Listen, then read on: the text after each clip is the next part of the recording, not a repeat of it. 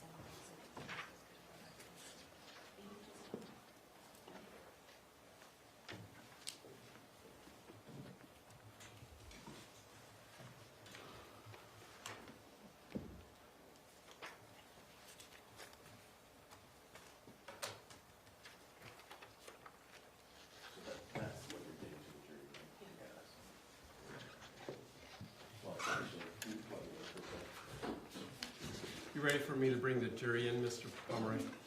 That's fine, Judge. Thank you. All right, let's bring in the jury, please, Freddie.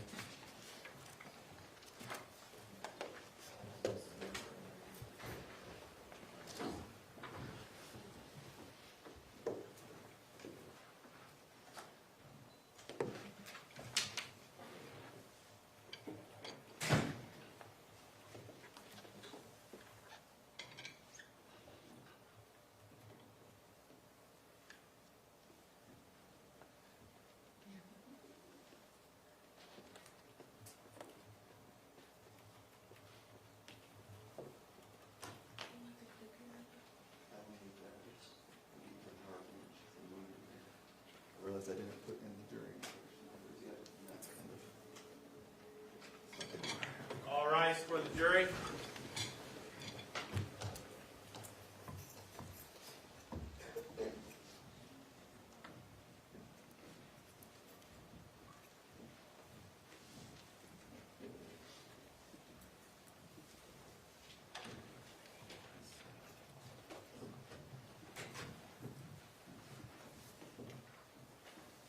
Thank you. Good morning. Please be seated. Ladies and gentlemen, the jury on your chairs are the jury instructions for the closing instructions for today's trial. There also is the jury verdict form for the various charges. You're free to read along with me or to just listen while I go through the instructions. You, of course, will be able to take these back to you into the jury room for your deliberations. The rules do require me to read these into the record. It takes a little bit of time to do so. I will do my best not to read too fast or too slow. After I've completed reading to you the closing jury instructions and the jury verdict forms, then the state will give their closing argument. And Mr. Facemer, on behalf of the defense, will give his closing argument, and then the plaintiff or the state, because they have the burden of proof, has the option to do a rebuttal closing argument. After the state has completed their rebuttal argument, if they have any, then it'll be time for us to send you back to start your deliberations. We'll give you some last-minute instructions at that point as well. Closing instructions number 1, closing roadmap. Members of the jury, you now have all the evidence. 3 things remain to be done. First, I'll give you additional instructions that you will follow in deciding this case.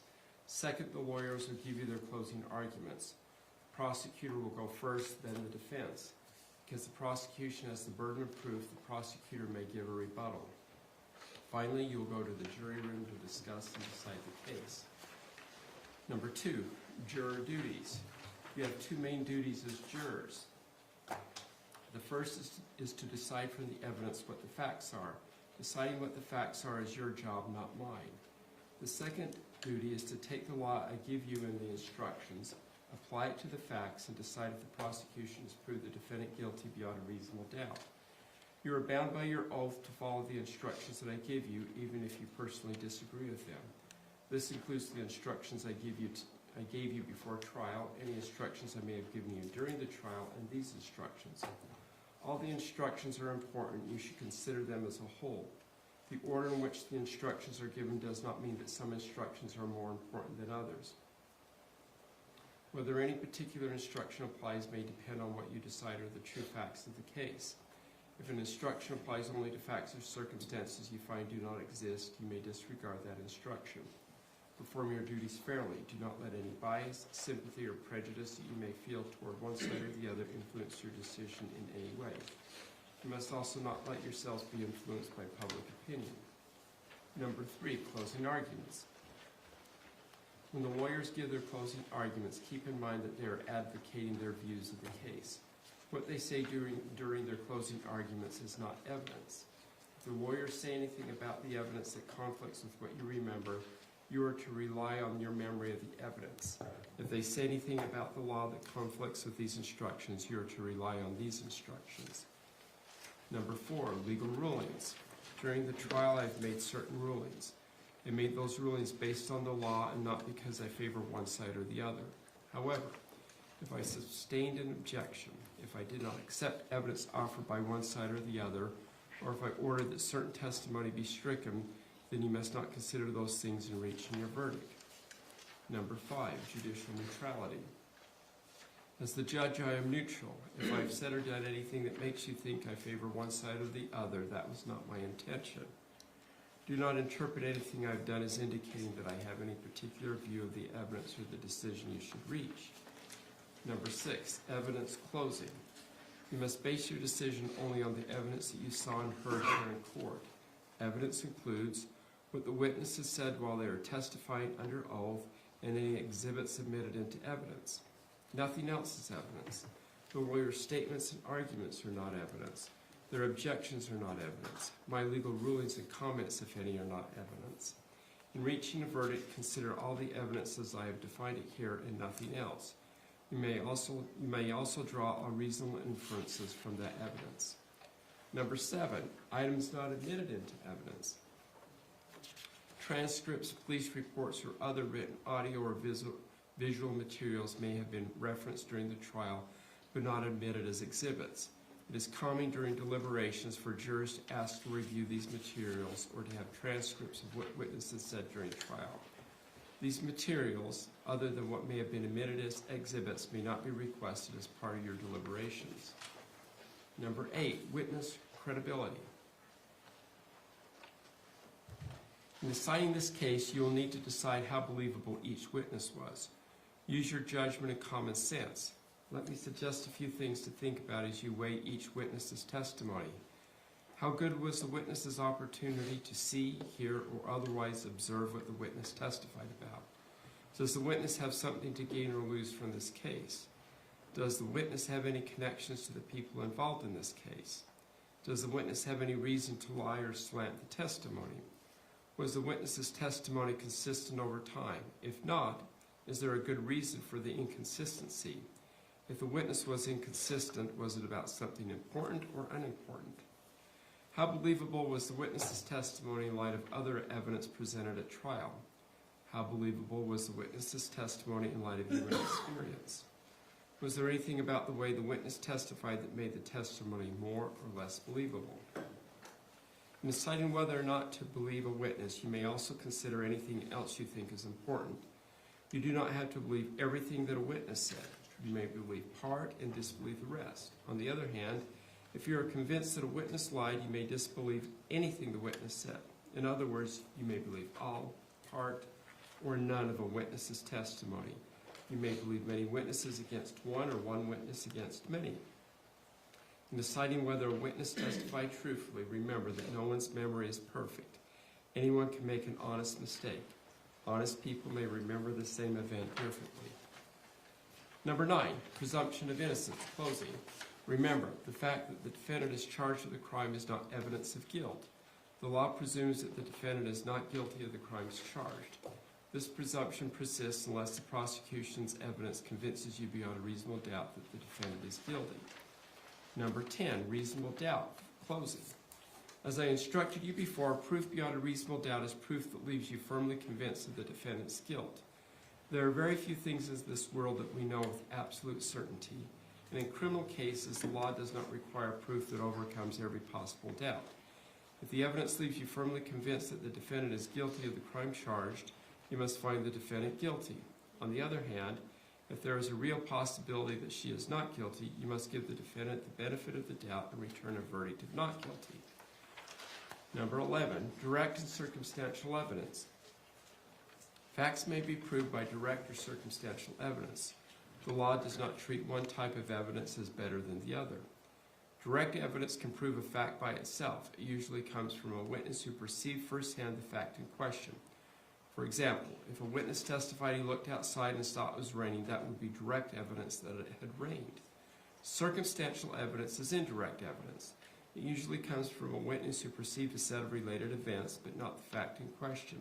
However, based on that testimony, someone could conclude that the fact in question had occurred. For example, if a witness testified that she looked outside and saw that the ground was wet and people were closing their umbrellas, that would be circumstantial evidence that it had rained. Before you can find the defendant guilty of any charge, there must be enough evidence, direct, circumstantial, or some of both, to convince you of the defendant's guilt beyond a reasonable doubt. It is up to you to decide. Number 12, defendant testifying. The defendant testified at trial. Another instruction mentions some things for you to think about in weighing testimony. Consider those same things in weighing the defendant's testimony. Don't reject the defendant's testimony merely because she is accused of a crime. Number 13, offense requires conduct and mental state. A person cannot be found guilty of a criminal offense unless that person's conduct is prohibited by law and, at the time the conduct occurred, the defendant demonstrated a particular mental state specified by law. Conduct can mean both an act or the failure to act, and the law requires a person to act. As to the mental state requirement, the prosecution must prove that at the time the defendant acted or failed to act, she did so with a particular mental state. For each offense, the law defines what kind of mental state the defendant had to have, if any. For some crimes, the defendant must have acted intentionally or knowingly. For other crimes, it is enough that the defendant acted recklessly with criminal negligence, or as some other specified mental state. Later, I will instruct you on the specific conduct and mental state that the prosecution must prove before the defendant can be found guilty of the crimes charged. Number 14, inferring the required mental state. The law requires that the prosecutor prove beyond a reasonable doubt that the defendant acted with a particular mental state. Ordinarily, there is no way that a defendant's mental state can be proved directly, because no one can tell what another person is thinking. A defendant's mental state can be proved indirectly from the surrounding facts and circumstances. This includes things like what the defendant said, what the defendant did, and any other evidence that shows what was in the defendant's mind. 15, motive. The defendant's mental state is not the same as motive. Motive is why a person does something. Motive is not an element of the crimes charged in this case. As a result, the prosecutor does not have to prove why the defendant acted or failed to act. However, a motive or lack of motive may help you determine if the defendant did what she is charged with doing. It may also help you determine what her mental state was at the time. 16, do not consider punishment. In making your decision, do not consider what punishment could result from a verdict of guilty. Your duty is to decide if the defendant is guilty beyond a reasonable doubt. Punishment is not relevant to whether the defendant is guilty or not guilty. Number 17, jury unanimity and deliberations. Because this is a criminal case, every single juror must agree with the verdict before the defendant can be found guilty or not guilty. That is, you must be unanimous in your verdict for each count charged. To help you in reaching unanimous agreement, I recommend that you not commit yourselves to a particular verdict before discussing all the evidence. In addition, you may not use methods of chance, such as drawing straws or flipping a coin. Rather, in the jury room, consider the evidence and speak your minds with each other. Listen carefully and respectfully to each other's views and keep an open mind about what others have to say. If there is a difference of opinion about what the evidence there's a difference of opinion about the evidence or the verdict, do not hesitate to change your mind if you become convinced that your position is wrong. On the other hand, do not give up your honestly held views about the evidence simply to agree on a verdict, to give in to pressure from other jurors, or just to get the case over with. In the end, your vote must be your own. A unanimous verdict must reflect the individual, careful, and conscientious judgment of each juror as to whether the defendant is guilty or not guilty. Number 18, foreperson selection and duties. Among the first things you should do when you go to the jury room to deliberate is to appoint someone to serve as the jury foreperson. The foreperson should not dominate the jury's discussion, but rather should facilitate the discussion of the evidence and make sure that all the members of the jury get the chance to speak. The foreperson's opinions should be given the same weight as those of other members of the jury. Once the jury has reached a verdict, the foreperson is responsible for filling out and signing the verdict forms on behalf of the entire jury. For each offense, the verdict form will have two blanks, one for guilty and the other for not guilty. The foreperson will fill in the appropriate blank to reflect the jury's unanimous decision. In filling out the form, the foreperson needs to make sure that only one blank is marked for each charge. Number 19, jury questions during deliberations. These instructions should contain all the information you need to decide this case based upon the evidence. However, if you have a question or need clarification during deliberations, write a note and give it to the bailiff. I will review it with the lawyers. We will answer your question as appropriate. 20, deadlocked juries.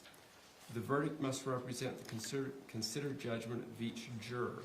In order to return a verdict, it is necessary that each juror agree. The verdict must be unanimous. It is your duty to consult with one another and to deliberate. Your goal should be to reach an agreement, if you can do so, without surrendering your individual judgment. Each of you must decide the case for yourself, but do so only after impartially considering the evidence with your fellow jurors. Do not hesitate to re-examine your own views and change your position if you are convinced it is mistaken. But do not surrender your honest conviction as to the weight or effect of the evidence solely because of the opinion of your fellow jurors or just to return a verdict. You are judges of the facts. Your sole interest is to determine the truth from the evidence in the case. Number 21, fact versus expert witnesses. There are two types of witnesses, fact witnesses and expert witnesses. Usually a fact witness can testify only about facts that he or she can see, hear, touch, taste, or smell. An expert witness has scientific, technical, or other special knowledge that allows the witness to give an opinion. An expert's knowledge can come from training, education, experience, or skill. Experts can testify about facts, and they can gain their opinions in their areas of expertise. You may have to weigh one expert's opinion against another's. In weighing the opinions of experts, you may look at their qualifications, the reasoning process the experts used, and the overall credibility of their testimony. You may also look at things like bias, consistency, and reputation. Use your common sense in evaluating all witnesses, including expert witnesses. You do not have to accept an expert's opinion. You may accept it all, reject it all, or accept part and reject part. Give it whatever weight you think it deserves. Number 22, law enforcement officer's testimony. You've heard the testimony of a law enforcement officer. The fact that a witness is employed in law enforcement does not mean that his or her testimony deserves more or less consideration than that of any other witness. It is up to you to give the witness's testimony whatever weight you think it deserves. Number 23, stipulation of fact. When lawyers agree that certain facts are true, it is called a stipulation of fact. You must accept any stipulated facts as having been proven. However, the significance of these facts, as with all other facts, is for you to decide. Number 24, multiple defendants or missing defendants. There has been evidence suggesting that persons other than the defendant may have been involved in the crime for which the defendant is on trial. Your duty in this case is to decide only whether the prosecutor has proven beyond a reasonable doubt the guilt of the defendant who is on trial. Number 25, separate consideration of multiple crimes. The defendant has been charged with more than one crime. It is your duty to consider each charge separately. For each crime charged, consider all the evidence related to that charge. Decide whether the prosecution has presented proof beyond a reasonable doubt that the defendant is guilty of that particular crime. Your verdict on one charge does not determine your verdict on any other charge. Number 26, date or time of offense is not an element. The state has alleged that the defendant committed the charged offense on or about certain dates. The exact date is not an element of the offense which the state must prove beyond a reasonable doubt. 27. Usual and ordinary meanings instruction. Unless these instructions give a definition, you should give all words their usual and ordinary meanings. Instruction 28. Mental states defined intentionally.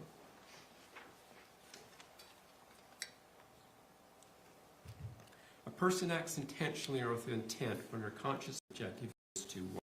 Engage in certain conduct, or 2. Cause a certain result. Knowingly. A person acts knowingly or with knowledge when the person 1. Is aware of the nature of her conduct, or 2. Is aware of the particular circumstances surrounding her conduct, or 3. Is aware that her conduct is reasonably certain to cause a particular result. Recklessly. A person acts recklessly when she is aware of a substantial and unjustifiable risk that 1. Certain circumstances exist relating to her conduct, but she consciously disregards the risk and acts anyway, or 2. Her conduct will cause a particular result, but she consciously disregards the risk and acts anyway. The nature and extent of the risk must be of such magnitude that disregarding it is a gross deviation from what an ordinary person would do in that situation. Conduct means either an act or an admission. Number 29, inferring intent. The intent with which an act is done denotes a state of mind and connotates a purpose in so acting. Intent being a state of mind is seldom susceptible of proof by and positive evidence and must ordinarily be inferred from acts, conduct, statements, and circumstances. Thus, you would be justified in inferring that a person must have intended the natural and probable consequences of any act purposely done by her. 30. Party liability, definition of party to the offense.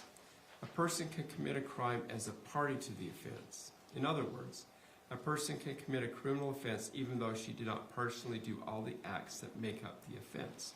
Here, Tracey Marie Grist is charged in count 1, 3, 4, and 5 as a party to the offense. Before a person can be found guilty as a party to the offense, you must find beyond a reasonable doubt that 1. Tracey Marie Grist had the mental state required to commit the charged offense, and 2. Tracey Marie Grist, A, directly committed the charged offense, or B, intentionally, knowingly, or recklessly solicited, requested, commanded, or encouraged another person to commit the charged offense, or C, intentionally aided another person to commit the charged offense, and 3. The charged offense was committed either by Tracey Marie Grist or Kevin Stanley Ellis or another person. 31. Elements of the charged crime, count 1, murder. The defendant, Tracey Marie Grist, is charged in count 1 with committing murder. You cannot convict her of this offense unless, based on the evidence, you find beyond a reasonable doubt each of the following elements. 1. Tracey Marie Grist is a party to the offense. 2. A, intentionally or knowingly caused the death of Matthew Restelli, or B, intending to cause serious bodily injury to another, Tracey Marie Grist committed an act clearly dangerous to human life that caused the death of Matthew Restelli, or C, acting under circumstances evidencing a depraved indifference to human life, Tracey Marie Grist engaged in conduct which created a grave risk of death to another and thereby caused the death of Matthew Restelli. After you carefully consider all the evidence in this case, if you are convinced that each and every element has been proven beyond a reasonable doubt, then you must find the defendant guilty. On the other hand, if you are not convinced that one or more of these elements has been proven beyond a reasonable doubt, then you must find the defendant not guilty. Number 32, definitions applicable to count 1, murder. Bodily injury. Bodily injury means physical pain, illness, or any impairment of physical condition. Serious bodily injury. Serious bodily injury means bodily injury that creates or causes serious permanent disfigurement, protracted loss or impairment of the function of any bodily member or organ, or creates a substantial risk of death. Number 33, definition/explanation of depraved indifference. A person is guilty of murder if, acting under circumstances that demonstrated depraved indifference to human life, she knowingly engages in conduct that creates a grave risk of death and in fact causes the death of another. Depraved indifference to human life means an utter callousness towards the value of human life and a complete indifference as to whether the actor's conduct will create a grave risk of death to another. To act with depraved indifference, the actor must do more than act recklessly. However, she does not have to have a conscious desire to cause death, nor does she need to be aware that the conduct is reasonably certain to cause death. In the context of depraved indifference, murder knowingly means that the person knew the nature of her conduct, that the conduct created a risk of death, and that the risk of death was grave. A grave risk of death means more than a substantial and unjustifiable risk. There must be a high likelihood that death will result. In order to find depraved indifference, you must evaluate all the circumstances surrounding the death from the standpoint of a reasonable person in the actor's position. In evaluating the evidence, you should consider the following factors. 1, the social value of the defendant's conduct. 2, the magnitude of the risk. 3, the defendant's knowledge of the risk. And 4, any precautions taken by the defendant to minimize the risk. Number 34, elements of the charged crime count 2, conspiracy to commit murder. The defendant, Tracey Marie Grist, is charged in count 2 of committing conspiracy to commit murder. You cannot convict her of this offense unless, based on the evidence, you find beyond a reasonable doubt each of the following elements. 1, Tracey Marie Grist. 2, intended that conduct constituting the crime of murder be performed. And 3, agreed with one or more persons to engage in or cause the performance of the conduct. After you carefully consider all the evidence in this case, if you're convinced that each and every element has been proven beyond a reasonable doubt, then you must find the defendant guilty. On the other hand, if you are not convinced that one or more of these elements has been proven beyond a reasonable doubt, then you must find the defendant not guilty. Number 35, elements of the charged crime count 3, obstruction of justice. The defendant, Tracey Marie Grist, is charged in count 3 of committing obstruction of justice. You cannot convict her of this offense unless, based on the evidence, you find beyond a reasonable doubt each of the following elements. 1, Tracey Marie Grist is a party to the offense. 2, intended to hinder, delay, or prevent the investigation, apprehension, prosecution, conviction, or punishment of any person regarding conduct that constituted a criminal offense, and A, altered, destroyed, concealed, or removed any item or other thing, or B, made, presented, or used any item or thing known by the actor to be false, or C, provided false information regarding a suspect or witness, the conduct constituting an offense, or any other material aspect of the investigation. After you carefully consider all the evidence in this case, if you're convinced that each and every element has been proven beyond a reasonable doubt, then you must find the defendant guilty. On the other hand, if you're not convinced that one or more of these elements has been proven beyond a reasonable doubt, then you must find the defendant not guilty. Number 36, jury unanimity for obstruction of justice and the verdict form for count 3. Count 3 charges Tracey Marie Grist with obstruction of justice. The prosecution argues that the defendant may have committed the offense by 1, being a party to planting the knife in Matthew Restelli's hand, and or 2, making an untruthful statement to 911 or the police that Matthew Restelli had a knife before Kevin Ellis shot Matthew Restelli. You may not find Tracey Marie Grist guilty on this account unless you unanimously agree that the prosecution has proven that Tracey Marie Grist committed obstruction of justice in at least one of these specific ways, and you unanimously agree on the specific way in which the defendant committed the offense. If you find Tracey Marie Grist guilty of obstruction of justice, you must record on the verdict form which way or ways you unanimously agree she committed the offense. 37. Elements of the crime charged. Count 4, commission of domestic violence in the presence of a child. The defendant, Tracey Marie Grist, is charged in count 4 with committing to commission of domestic violence in the presence of a child. You cannot convict her of this offense unless, based on the evidence, you find beyond a reasonable doubt each of the following elements. 1. Tracey Marie Grist as a party to the offense. 2. Intentionally or knowingly committed murder. 3. In the presence of a child. And 4. Tracey Marie Grist and Matthew Restelli were cohabitants at the time of the offense. After you carefully consider all the evidence in this case, if you are convinced that each and every element has been proven beyond a reasonable doubt, then you must find the defendant guilty. On the other hand, if you are not convinced that one or more of these elements has been proven beyond a reasonable doubt, then you must find the defendant not guilty. Number 38, element of the crimes charged, count 5, commission of domestic violence in the presence of a child. The defendant, Tracey Marie Grist, is charged in count 5 with committing commission of domestic violence in the presence of a child. You cannot convict her of this offense unless, based on the evidence, you find beyond a reasonable doubt each of the following elements. 1. Tracey Marie Grist as a party to the offense. 2. Intentionally or knowingly committed murder. 3.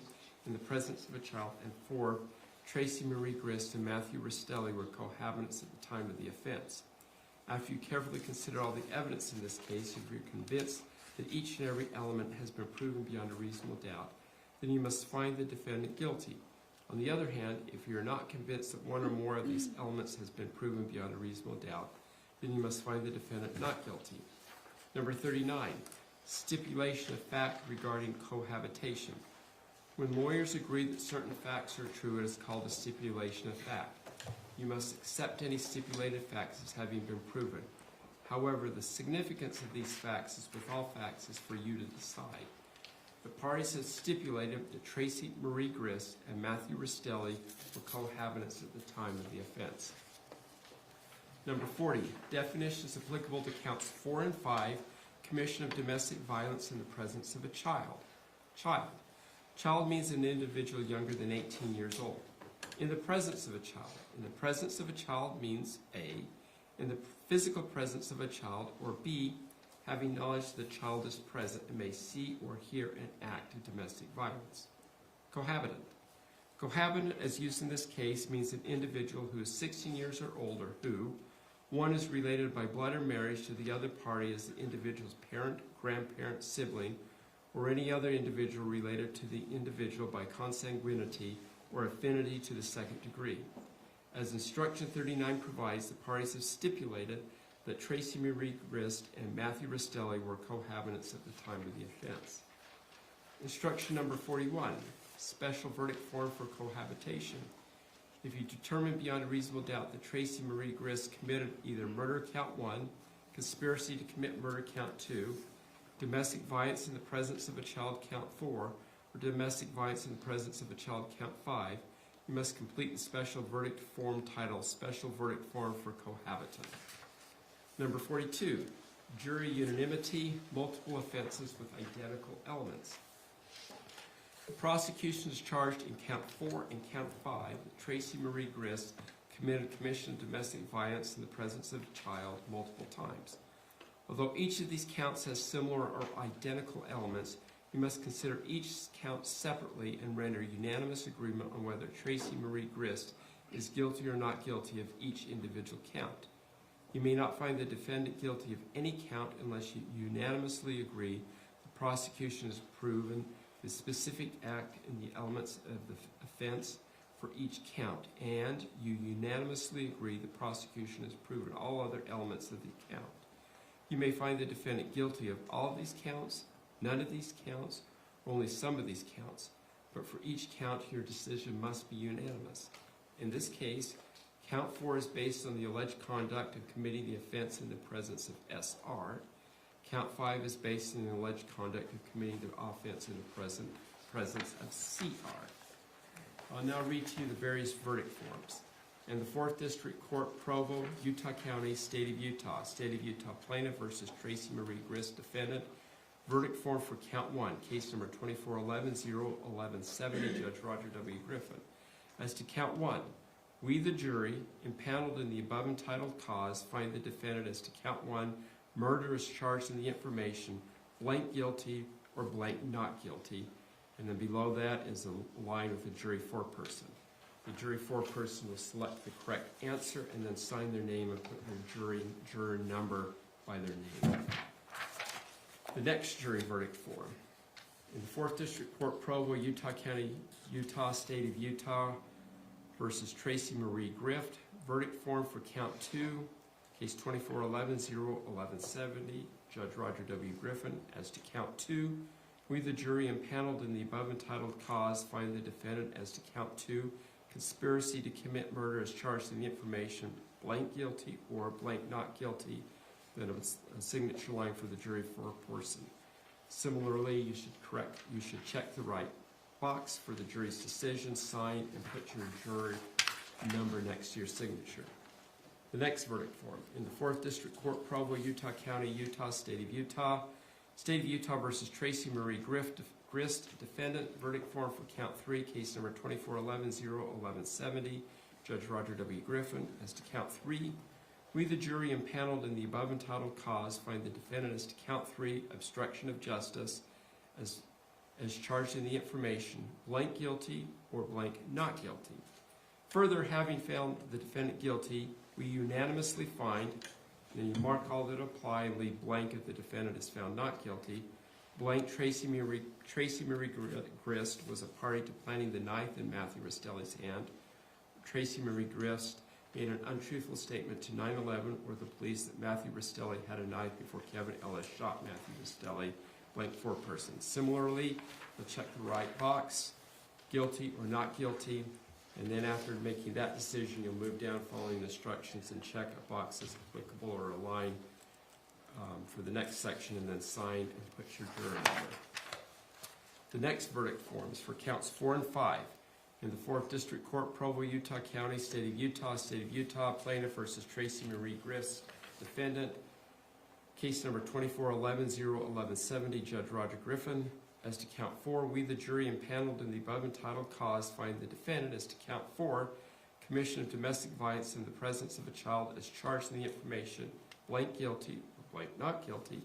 As to Count 5, we, the jury, impaneled in the above entitled cause, find the defendant as to Count 5, commission of domestic violence in the presence of a child as charged in the information, blank guilty or blank not guilty. And then the signature line. Once again, the jury foreperson will select the correct answer for each count, then sign and put their juror number next to their signature. Then we have the special verdict form. In the 4th District Court, Provo, Utah County, State of Utah Plaintiff versus Tracey Marie Grist, Defendant. Special verdict form for cohabitation, case number 2411-01170, Judge Roger W. Griffin. As to Count 1, 2, 4, or 5, we, the jury impaneled in the above entitled cause, find at the time of the offenses in Count 1, 2, 4, or 5 that Tracey Marie Grist and Matthew Restelli were blank cohabitants or blank not cohabitants. Following the instructions, select the right answer, then the jury foreperson will sign and put their name and their jury number on that line. That concludes the final jury instructions. Mr. Pomeroy, I believe you have the state's closing. Thank you, Your Honor. If not already, maybe published to the jury. I'm sorry, what did you say? Just publishing the presentation to the jury. Okay, thank you. Is the audio good, Faye? Yes.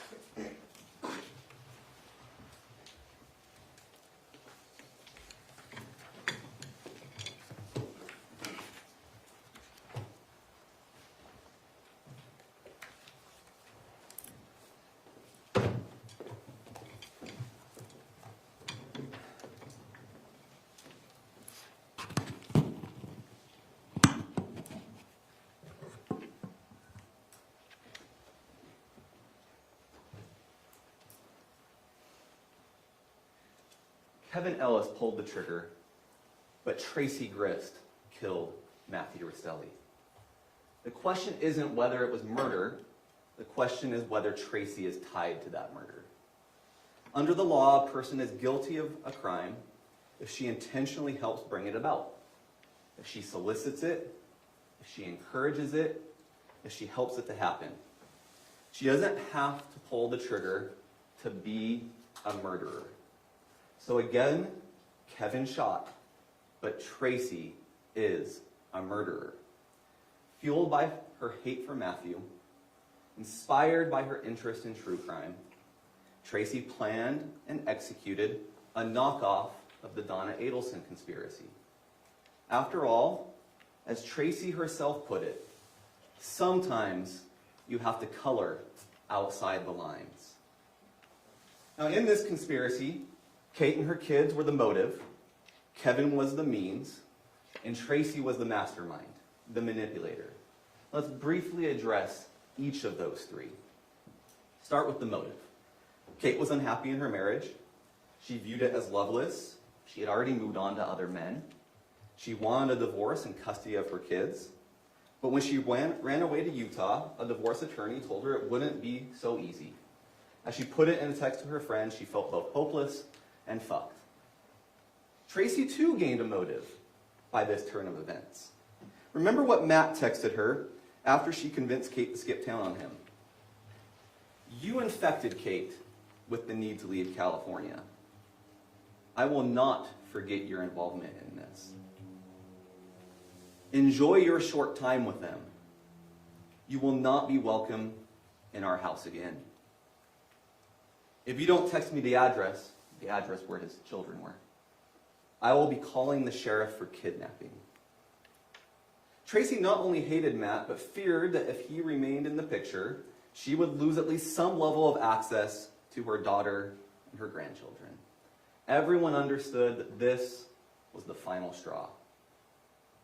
So Tracey did what a lawyer could not. She copied an idea, a way out of the marriage with no California court, no sheriff, no shared custody, and no loose ends. It would kill Matthew. The means. Kevin's role in Tracey's plan was to shoot Matthew. He shot Matthew 7 times. 3 times in the back. Mere seconds after Matthew had come into the home, an expected and invited guest. Kevin and Tracey then waited 8 minutes after the shooting before calling 911. Time sufficient to make sure that Matthew was truly dead. Time to plant the knife. Time to stage the scene. During those 8 minutes, no one tried to give Matthew any life-saving aid. During those 8 minutes, Kevin said to be careful because Matthew might still be moving or kicking. And during those 8 minutes, as I said, the knife was planted. That gun used to kill Matthew, Tracey's. The knife planted in Matthew's hand, Tracey's. The manipulation. Tracey was the mastermind of this murder. She was at the gravitational center of this entire family.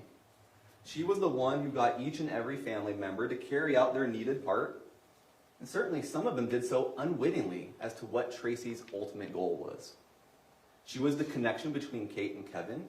You heard they didn't really have much of a relationship before Kate fled with the children to Utah.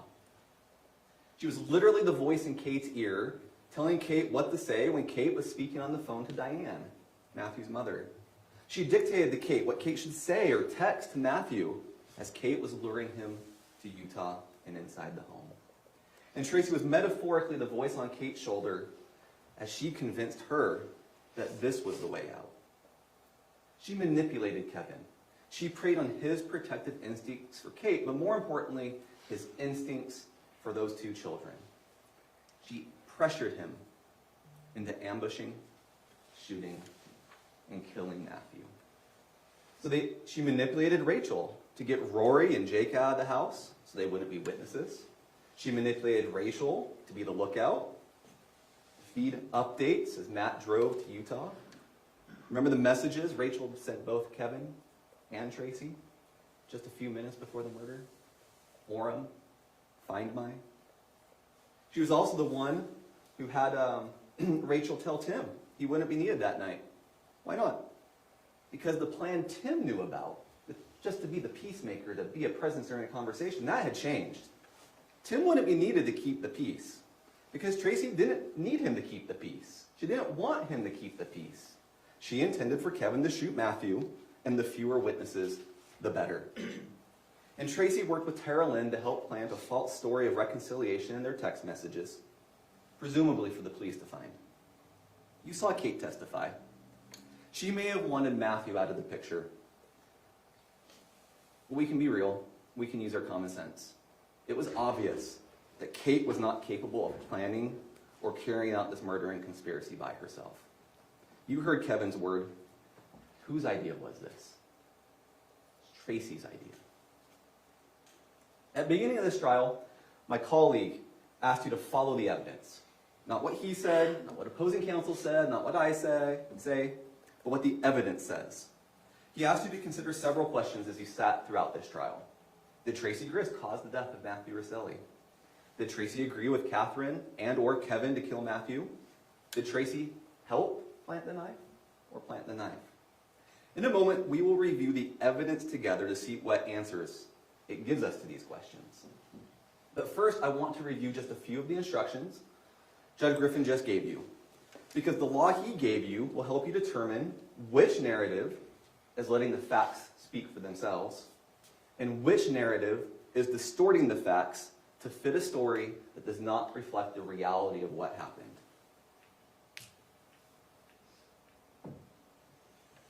Jury instruction 10 is the reasonable doubt instruction.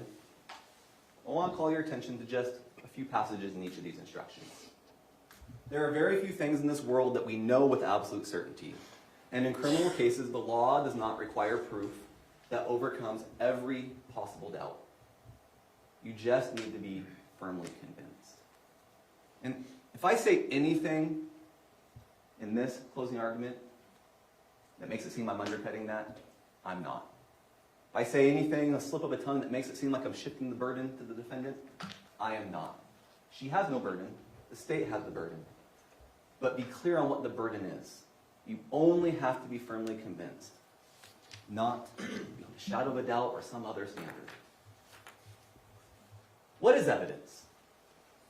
Evidence includes what the witnesses said while testifying under oath, and any exhibits admitted into evidence, as noted. The lawyer's statements, the arguments, those are not evidence. But this is important. This is what I want to draw your attention to. You may draw all reasonable inferences from that evidence. And there are many reasonable inferences for you to draw in this case. You may ask, is some evidence better than other evidence? Facts may be proved by direct evidence or circumstantial evidence. The law does not treat any one type of evidence better than the other. It's for you to apply your judgment and common sense on how you wish to weigh the evidence. Similarly, how do you decide if a witness is credible? I obviously couldn't put the entire instruction on here, but the key passages. Use your judgment and common sense. You may consider anything that you think is important in weighing the credibility of witnesses. And this is key. You may believe all, part, or none of a witness's testimony. With at least 2 witnesses, there are reasons to believe only parts of what they told you. We'll come back to that. Now, what must be proven? Now, this is just a summary. When we get to it, when you get to the deliberation, and later in the argument we discuss it, use the actual instructions. This is just a summary to help us for the moment. I want to call your attention to the 4 different charges. One of them, domestic violence in the presence of a child, there's 2 counts for each of the 2 children.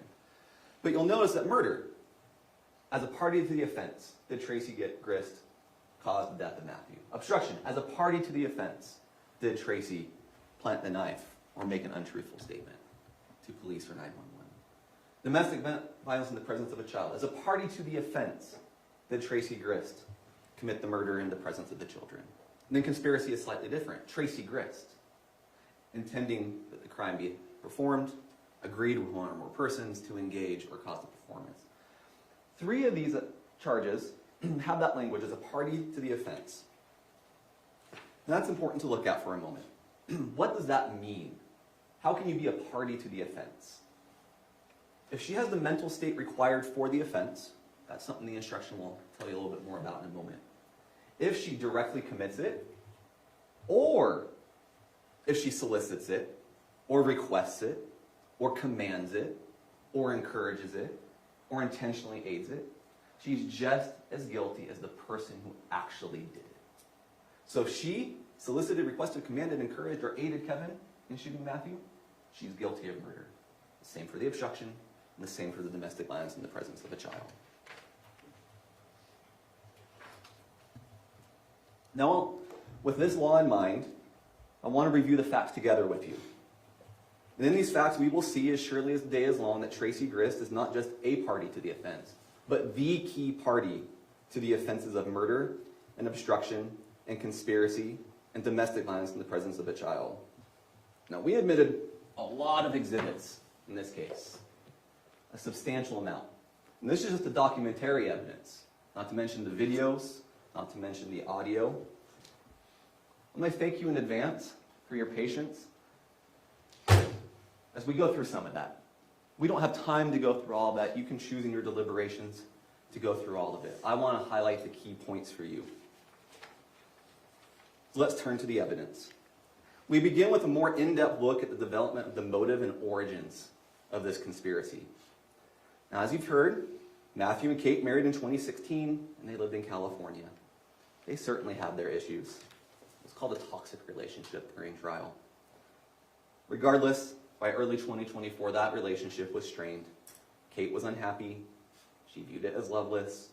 She had already had an affair, or as she called it, stepping out on the marriage. And that was a point of conflict between her and Matthew. You saw the evidence. In January 2024, Kate confided to her mother that she wanted out of the marriage. They've been fighting so much. I want out. By May, texts between Kate and Tracey again reflect continued frustration and unhappiness. I hate my life. Hate that I have kids with Matt. This is so bad. I hate him so much. Ultimately, Kate was unhappy enough to separate from Matthew, essentially disappearing without warning on June 20th, 2024. She took their two young children to live at her mother's house, Tracey, in American Fork, Utah, driving the rental car that Tracey paid for and arranged for her to have. After Kate came to Utah, she and the Grist family learned that separating from Matthew and getting custody of the children wouldn't be very clear-cut. It would be very difficult. The biggest problem was that California still had legal jurisdiction over the children and the marriage. You heard Kate's recorded conversation with the lawyer that she shared with the family, where she learned the reality of their situation. As Kate summarized to her friend, honestly, I'm fucked. Just dumb California law. I just feel hopeless. So the evidence is clear about the development of Kate's motive. But in the evidence, we can also see the development of Tracey's motive and thoughts in parallel to Kate. In January, when Kate confided to her mother that she wanted out of the marriage that they'd been fighting, how did Tracey respond? She called Matt. She threatened him, even though, as she puts it, she was just watering down her words.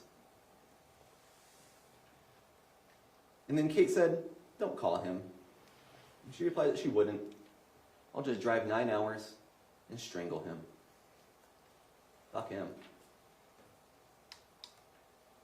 By May, Kate had again confided that she hates her life. This was May 22nd. And the next day, Tracey searches the web for mountain lion. Searches the web for this. What scent attracts mountain lions to human? Tracey says, this is just a joke. I don't know about you. I've never had Google laugh at one of my searches before. This was for her and her alone. That same day, Tracey flew to California for a short visit to attend her friend Amy's celebration of life.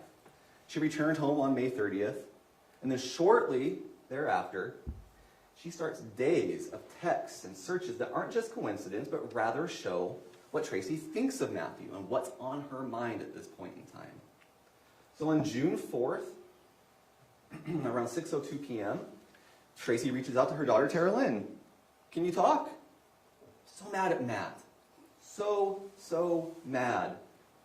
The next morning, we have this exchange where Kate calls Matt a piece of shit because of that issue with the camper trailer. And Tracey says, he's lying.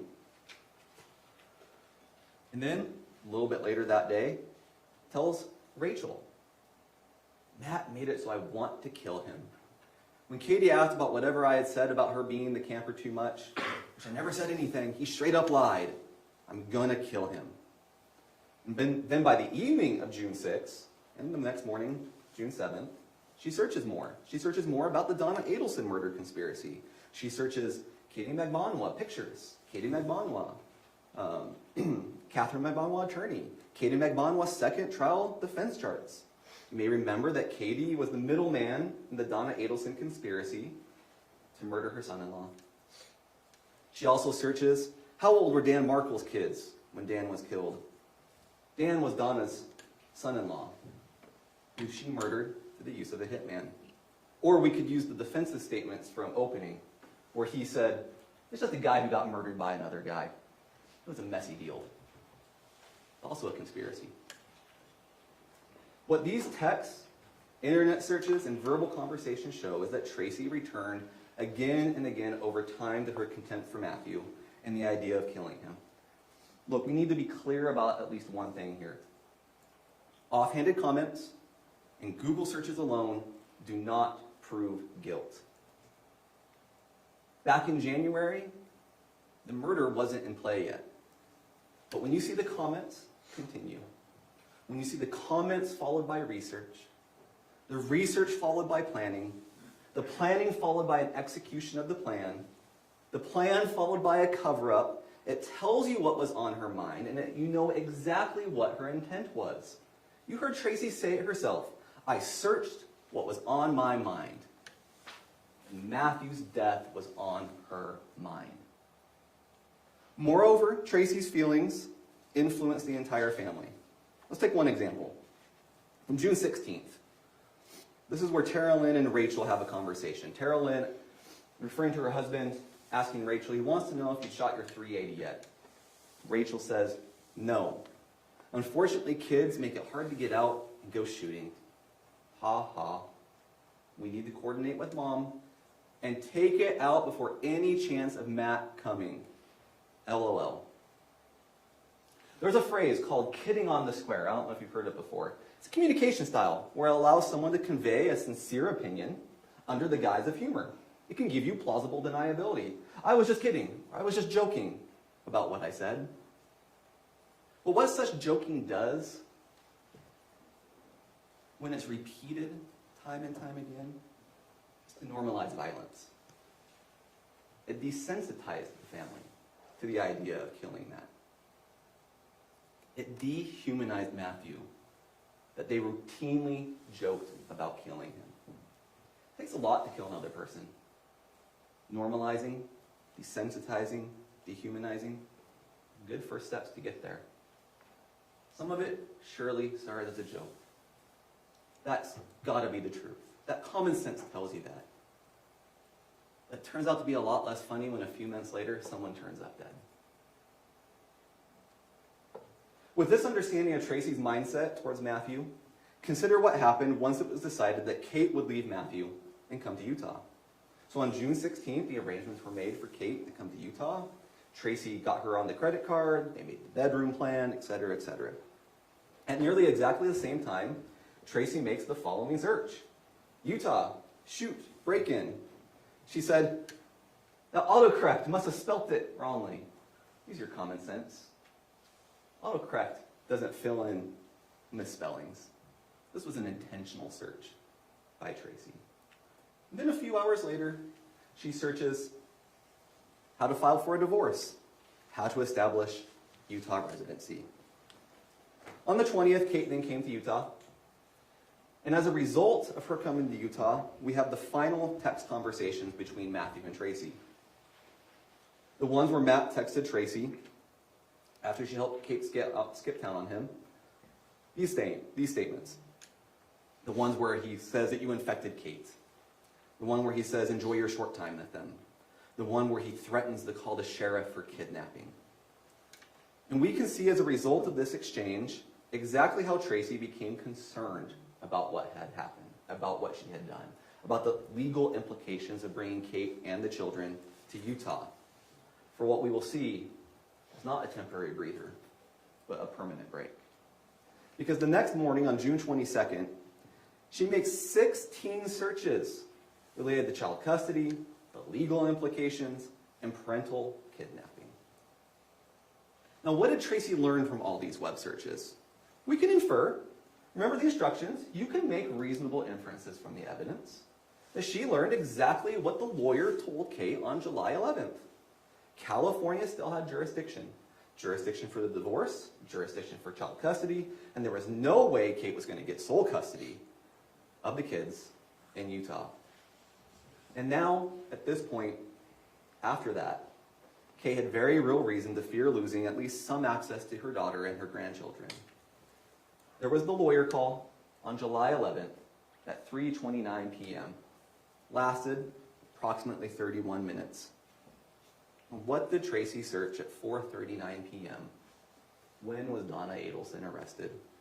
So approximately 40 minutes after the lawyer call ended, Tracey is researching how long it took Donna Adelson to be arrested for getting rid of her inconvenient son-in-law by murdering him during a custody dispute. Is it a coincidence? If you still have any lingering doubt that Tracey didn't know exactly what was going on with the lawyer or wasn't controlling absolutely everything and everyone in this family, remember her conversation with Tara Lynn from before the lawyer meeting. Tara, call Kate. Help her with what to say to the lawyer. She's happy about not going back, and she needs to take legal steps now. School starts soonish, July 1st. Does this sound temporary to you? Tracey knows Kate isn't going back, even if she testified otherwise. She directs both Tara and Kate on what to do. And let's be real, kids don't need to be registered for school in Utah if they're going home to California. What else did Tracey say? The next day, I'll listen to the lawyer call and report. So what do we know? We know in Tracey's own words that she had contempt for Matt, hated Matt, disliked Matt. Use your adjective of choice. We know in her own words that she stewed over his supposed lies. We know in her own words that she repeatedly joked. She discussed killing him, harming him. We know in her own words that she was well acquainted with murder conspiracies. We know in her own words that she was researching about shooting intruders. We know in her own words, after Matthew threatened to call the sheriff over kidnapping, that she was concerned about parental kidnapping and the legal implications. And we know the lawyer told the family that this wasn't a legal battle they were going to win. Was there an initial plan for this family, for Kate, to pursue a divorce? Yes, that was the initial plan. But by this point, by July 11th, the backup plan took priority for Tracey, Kate, and Kevin. A way out. But that way out was to get Matthew out of the picture permanently. I want to remind you of one more thing on this point before we move on. Kate testified that the conspiracy first came together about a week to a week and a half after she got to Utah on the 20th. You should believe Kate to the extent you can corroborate Kate. We can corroborate this point at least. The Tara Kate messages were July 11th, a little bit more than a week and a half. What do we have here? On June 21st, Tracey told Kevin about the sheriff and the kidnapping issue, forwarded the message, and how did Kevin respond? How about no? They're not worried about Kevin. Sorry, they're not worried about Matt.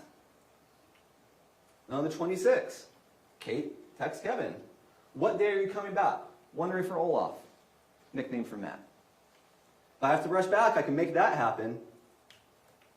June 29th, that week to week and a half. What did Tracey tell her sister and her brother? I want him to show up. He still thinks it's only for another week. And of course she wanted him to show up. You can't remove Matt from the equation if he's not there. In the end, whatever the exact moment was that the plan came together, whatever the exact moment the agreement was made, after the afternoon of July 11th, the die were cast.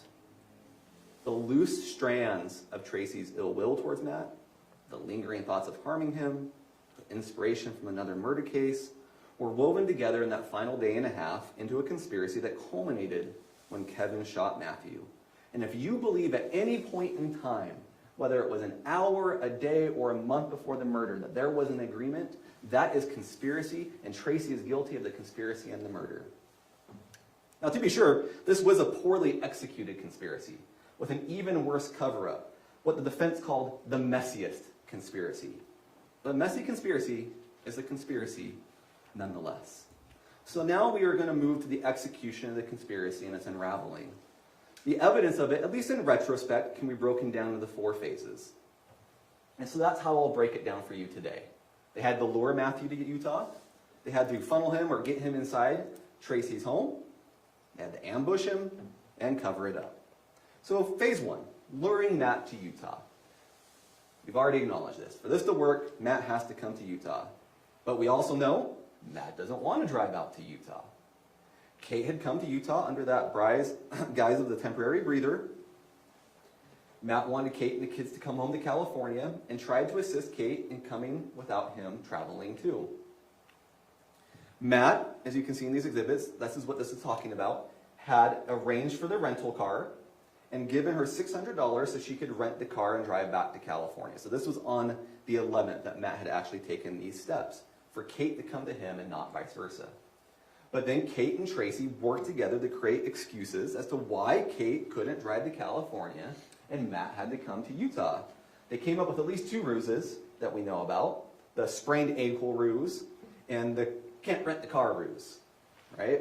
And so you can see on here the development, or not necessarily the development, but the evidence of the spraining of the ankle ruse. There's a discussion about the car rental and what does mama say? Plus, you're gonna sprain that ankle. And you saw in evidence, and you can review more fully if you wish, the entire text exchange talking about this supposed sprained ankle, about how they're going to go to the DI and get crutches, and so on and so forth. And then, again, later on, the can't drive with that angle comment.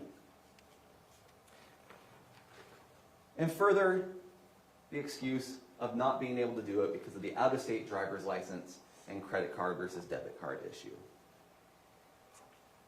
Throughout these messages, you can see that Tracey is in control of this. Not Kate. Tracey is directing this show. At Tracey's direction, not only did Kate convince Matt to drive to Utah, but she convinced him to drive the truck, one with the air tag in it. You heard a phone call in which Matt expressed concern about the truck breaking down and wanting to borrow the car. But Kate was insistent he had to drive the truck. We'll come back to that in a sec. That was Exhibit 13. It's around 10 minutes long, so I won't play the entire thing right now. But there's several quotes in there. One of them was, "You can't just roll the dice with the truck." Several times that Kate comes back and back, urging Matt to take the truck. And you know why, because the air tag that had been hidden inside the truck, in the bin, under the pile of trash. One Matthew didn't know was there, partially because of the trash, and partially because he had the Android phone and wouldn't see it. Now, Tracey, Kevin, Rachel, and Tara Lynn, unlike Matt, could and did track the air tag, including when Matthew came to Utah. We'll just go over a few examples, right? Okay, so here is Tara Lynn telling Kate to hide the air tag in the truck. Then we see the group message that was created between Tracey, Kate, Tara Lynn, and Rachel, where they're all tracking Matthew. Comments are made during this discussion. But you might break down the desert. Ha ha ha ha. At least we can watch it. Well, watch it because they can track it. And that was Tara Lynn saying that. Rachel responds, at least we'll be able to track the truck as long as the air tag stays there. We have elsewhere, a few days later, Kevin tracking Matt, telling Kate, hey, the tag is still active. And here's a screenshot of his current location. Even Kelly, Tracey's sister, knows that she's tracking Matt. Have you been getting hits from the air tag in the truck? You can infer Tracey told her about it. Despite Kate convincing Matt to drive to Utah in this trackable truck, there was another problem. Matt was reluctant to come inside the house. There was a few reasons for this. One, he didn't want to turn off the truck because of the whole starter issue and the concern of would it turn back on. But the evidence also shows it was just because of what his purpose was. He just wanted to pick up the kids, get his little family, get him in the truck, and go home to California.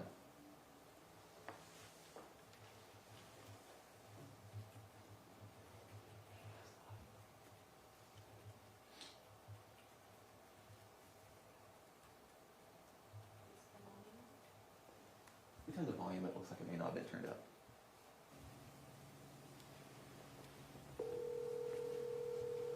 Yeah, what's going on? Good, how are you? Pretty good, what's going on? I just called to see how your drive is going. I'm just passing that abandoned water park.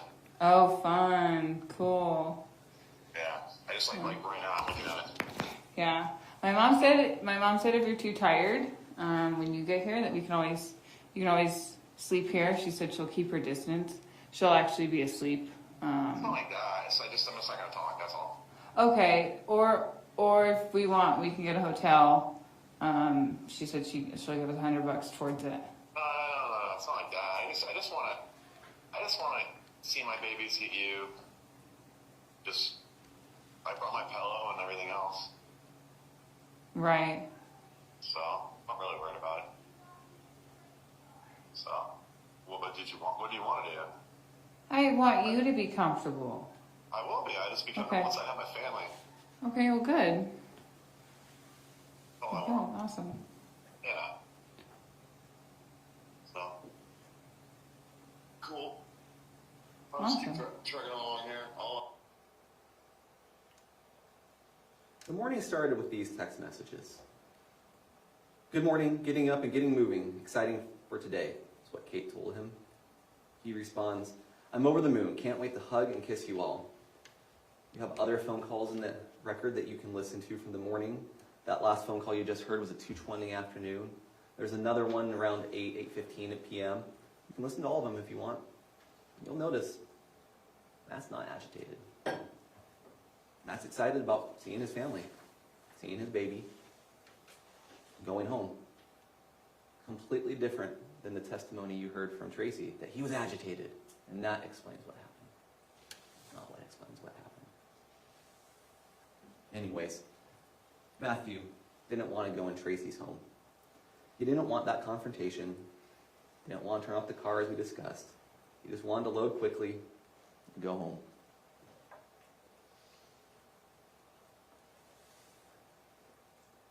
The starter was an issue, but Matt also knew what the state of his relationship was with Tracey. He knew they didn't get along. He knew, they each knew, what the other thought of the other. So, we have these messages that clearly show how he feels. We've seen the messages from Tracey that clearly shows how she feels. Despite this, Kate repeatedly reassured Matt throughout the drive. She gave him the gate code. She told him the doors were unlocked. She put that cardboard out. She said she just heard Tracey would be asleep. One phone call, she told him, just come right on in. The door is always unlocked. And Tracey was actually involved in these reassurances. We see that in the evidence. Here's just one example of it. Tell Matt, I'll stay away, and I'll be as sweet as can be. Tracey, who had for months belittled Matthew, for months threatened to kill him in these so-called jokes, made a threat to him over the phone, said fuck him, belittled him, said he didn't have the balls to do anything. Tracey, who had gotten Kate away from Matthew, is now encouraging Matthew to come inside the home without knocking, without hesitation. What's common sense tell you about that? Meanwhile, and this is all happening, the family is monitoring the AirTag. Now, you heard Rachel testify that she watched it at least 5 times that day. Tara Lynn and Rachel knew about it. Here is Rachel texting Tara Lynn a screenshot of Matt's location, to which Tara Lynn replies with an expletive, that's pretty far up there. Tracey was doing the same. Here's the text from Tracey to Kate with that same Apple AirTag that was being used to track him. Now, July 12th was a hive of activity amongst the family as preparations were made for his arrival. Throughout the day of the shooting, the family exchanged phone calls and messages, many of which discussed Matt. We have reconstructed, for this presentation, a timeline sourced entirely from the evidence in the trial of what all these people were doing on July 12th before Matthew's arrival. Now, I'm going to give you a note up front. This is a demonstrative. This has not been admitted into evidence. You don't get it during deliberations. So feel free to take any notes that you would like from this to cross-check those exhibits on what stands out to you. Now we have a little key. There's persons involved. Matt will be highlighted in this light purple color, Kate in yellow, Tracey in red, Tara Lynn in green, Rachel in blue, Kevin in orange. Aurora, Jake, and Tim don't appear very frequently, so they're just still on white. You'll understand it. And then the communication types also get colored. Text messages in black, phone calls in purple, Facebook Messenger, whether that be a text or a call, is in blue, and web searches are in green. At the top, you'll see the time, you'll see the sender, you'll see the receiver, you'll see the message or a description of what it was, you'll see the duration or an indication that it was a text message, and you'll see a note to the exhibit number, because like I said, these are pulled from the exhibits. Feel free to refer to them during deliberations, should you so choose. So it starts out, good morning, Exhibit 8. We've already been over that text exchange. And then Tracey and Kate have this discussion about the rental car. Darn that rental place for not taking a debit card. Kate, I have to be more upset. Then they have a continued discussion about that. And then what was found on Kate's device, the audio recording that occurred sometime between 7:57 and 8:04.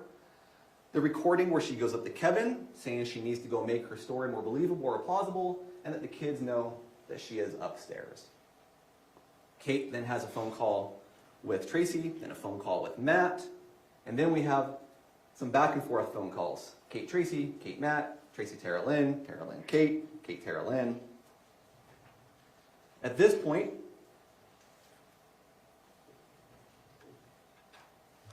we have 3 phone calls between Kate and Matthew where she is convincing him to come out to Utah. The first one, that's the one where you can't roll the dice you heard the segment of. Go back and listen to the entire thing. The second one, Matt says he's not going to borrow a car. And by the third one, Matt says that he got the permit, he's going to be able to drive the truck out. And then right after that, Kate texts Tracey. He's going to drive out. So the plan worked. Matt's coming to Utah. And then what happens? Kate calls Tara Lynn. Tara Lynn calls Rachel. Rachel texts Tracey. Tara Lynn calls Rachel. Tracey texts Kate. I'll call you. Then Tracey, a little bit later, does call Tracey. Have you ever seen the third Lord of the Rings movie, Return of the King? Or is that one scene where they light the beacon tower and it just goes down the chain and each one gets lit in a row? That is exactly what's happening here. At least on this day, everyone in the family that's involved in these conversations knows what is going on with Kate and Matthew.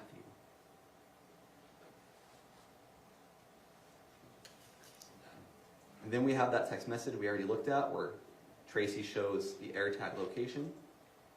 And then we have a phone call between Matt and Kate where Kate confirms that Matthew is coming inside. Yeah, probably just pull right up in front of the house, Yeah, let's load up. How long are you going to take? Like 15 minutes to load up? Yeah, not long at all. Yeah, I'm not trying to rush you. I just don't No. want to risk the truck. That's all, No, I get it. Yeah.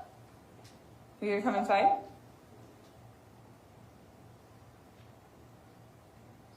Are you gonna come inside and help me load up? Yeah. Okay. Yeah. The front door is always unlocked, okay? So that entire call is about 11 minutes, Exhibit 16. There's more to it. Those are some highlights. Then we get to lunchtime. We again have a flurry of calls back and forth. Or I guess I should say messages. Some of these are Facebook, some of these are phone calls, some of these are written communications. We see that Rachel sends the image of Matthew's AirTag. Carolyn, that's where she says that's pretty far up there. And then again, we have some flurry of overlapping phone calls and messages between Kate and Tracey and Rachel and Tara Lynn. And then right at the end of this back and forth, you'll see at 12:58 there's a phone call between Tracey and Kate while on the phone with Rachel. We're not sure if that's a three-way or if Rachel's put on hold at this point. And then there's a call between Rachel and Tara Lynn, and then a messenger between Tara Lynn and Rachel. But then what do we see? Tracey and Tara Lynn have a phone call that lasts 3 hours and 56 minutes. Then they have a phone call through the Facebook app for 30 minutes and 30 seconds. And then immediately after that, over 30 minutes of communication, they have a text exchange. And I submit to you that this text exchange is completely out of place to the tenor of everything else. In this text message, they continue going on about how happy they are that Kate is going back. I was calling to let you know that Matt is headed out. She already knew by that point. To pick up Katie and the kiddos. Your phone is kind of annoying because I came and had a normal conversation with you. She's going to try to make it work and be a positive experience. I told her I'm a little nervous. Heart emoji to Tracey's first message. I know he's trying, but I'm nervous and trepidation for sure. But I support her completely. I really need you to support her because she is on the fence. And she needs our love and support to do so for the kiddos. Tracey continues, my only prayer today is he's peaceful and continues to be peaceful. With her, nachos, but she corrects it. Sorry, the month to months, so I'll read it corrected. With her, not just on the drive back from California, but also in the months to come. So not just. And then Tara Lynn responds, from what Kate was telling me, it sounds like he's gotten sober and is really trying. I'm still worried about his temper. I'm still hoping that he's really had a change of heart in the last couple weeks. I'll definitely try to be supportive. It does make me nervous, though, because he says one thing and then he just does another. Submitting to throughout all of this, it's not Matt who said one thing and did another. Tracey, I love you. Tara Lynn, I know that them working this out would be the best for everybody, and I will support her no matter what. Sorry my reception is so crappy. I would have loved to have this conversation with you on the phone. Just on the phone for nearly 35 minutes.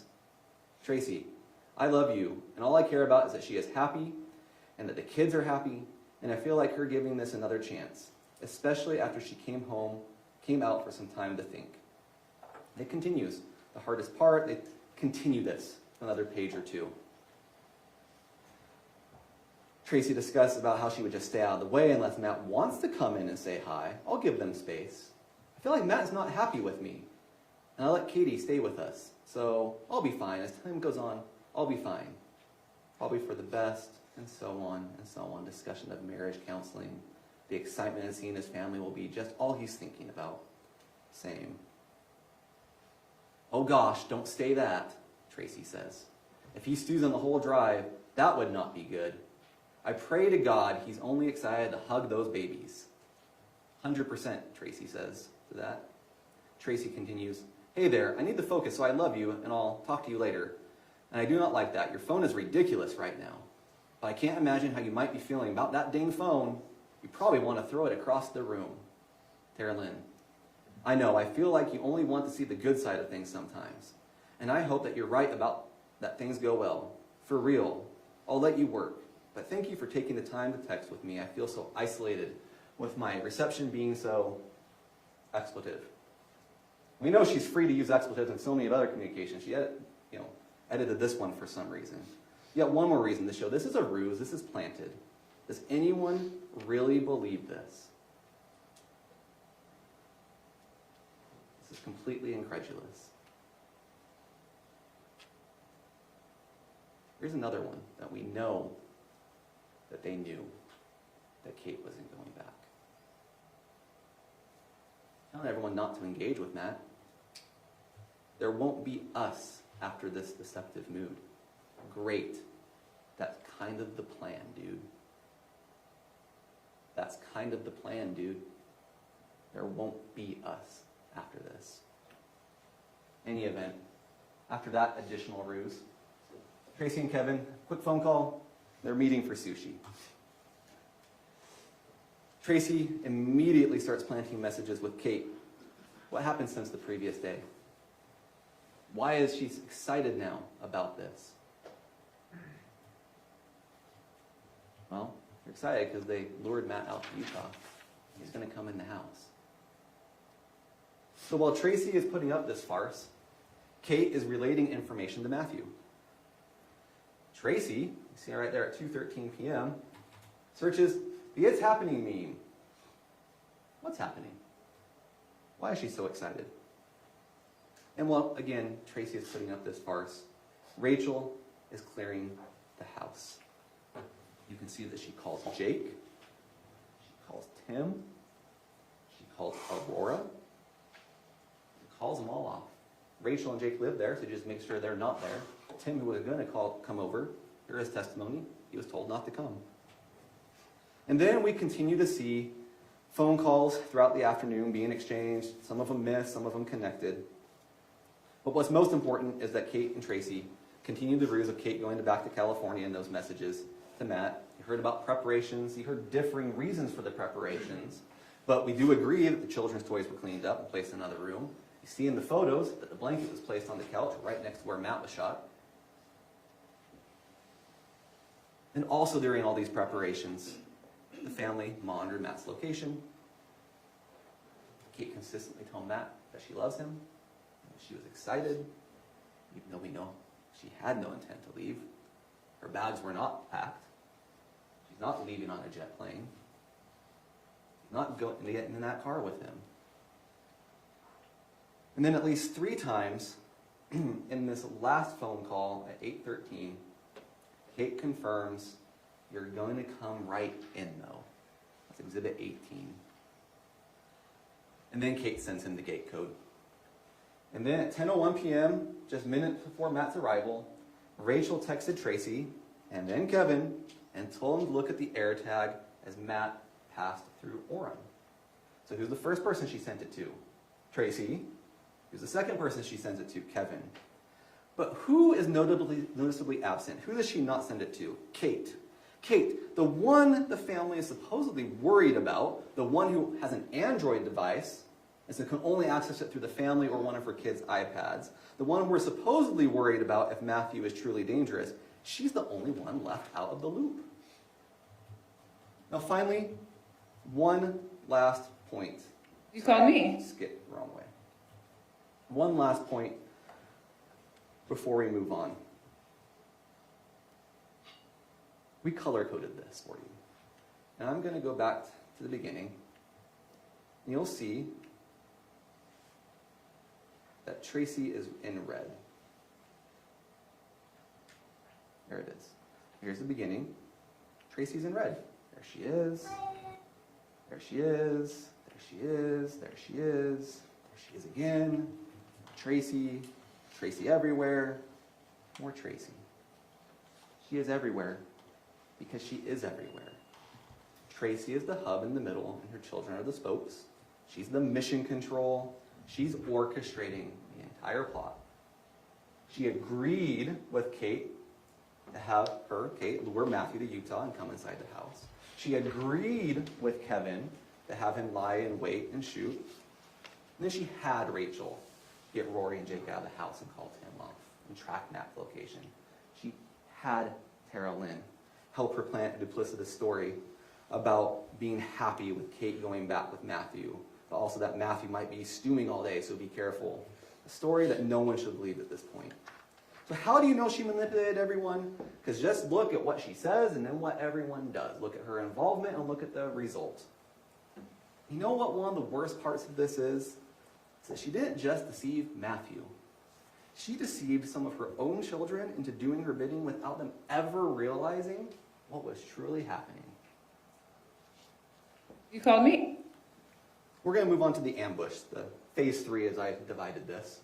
So at 10:01 p.m., Matthew was in Orem. Within minutes, he arrived at American Fork. Just before 10:06, Matthew entered the gated community. Inside Tracey's home, Kate was upstairs with the children.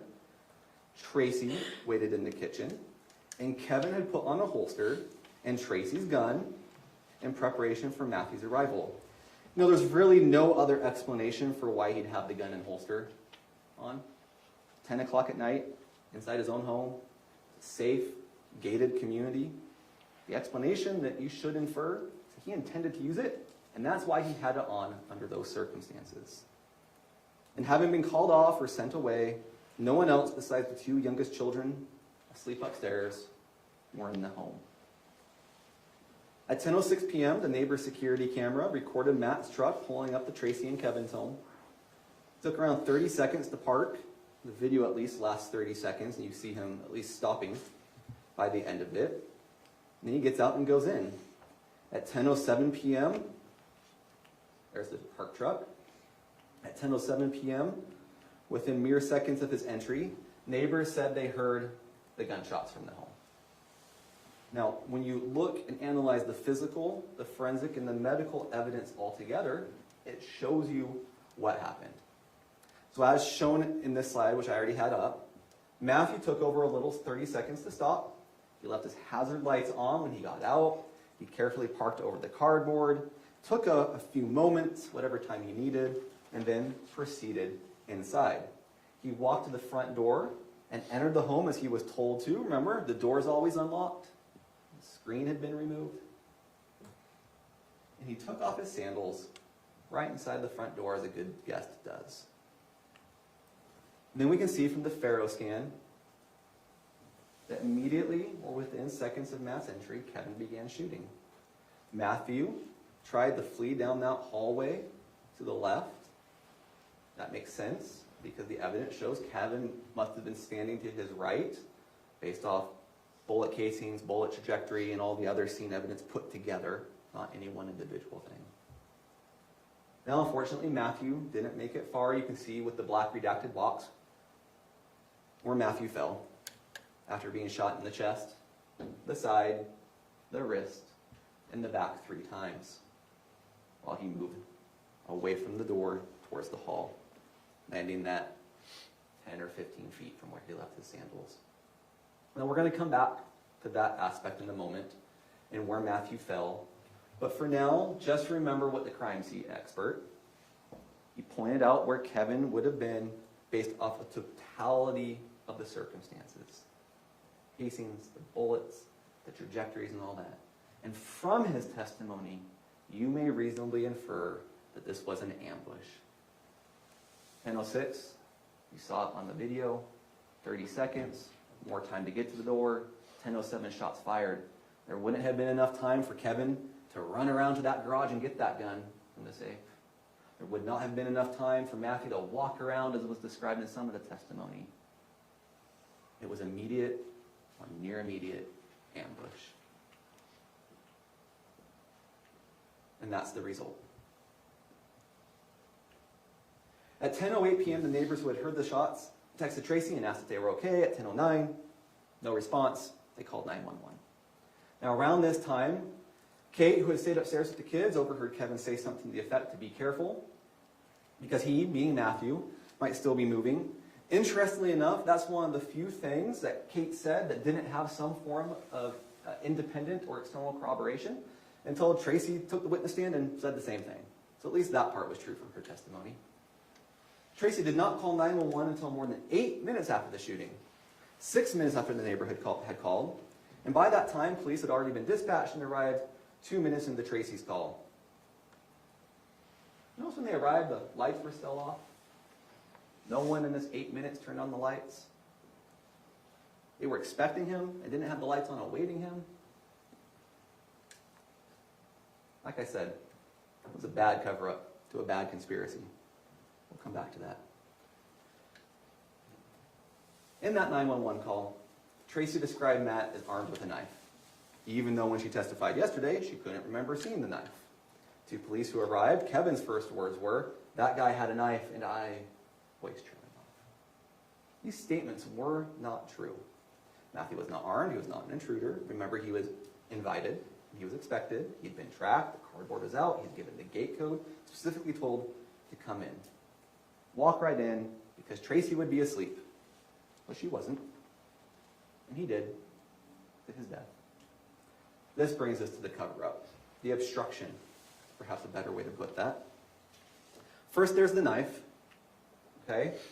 As known in the 911 call, Tracey said Matthew had a knife. And then when police arrived, Kevin claimed Matthew had the knife. At the police station, Kevin reiterated Matthew had a knife. Tracey said the same thing at her interview at the police station. Hours later to the neighbor, Tracey also said Matthew had a knife. That's the story. A knife, as you can see, was found in Matthew's hand, but that knife was planted. There are numerous pieces of physical and forensic evidence that show this to be the case. Let's start with the photo. Just to start with common sense. Does that look like that knife in these conditions was planted? Or that he'd been holding it all along? Now, as you consider that, consider this evidence. That knife is in the wrong hand. Matthew was left-handed. That knife is in his right hand.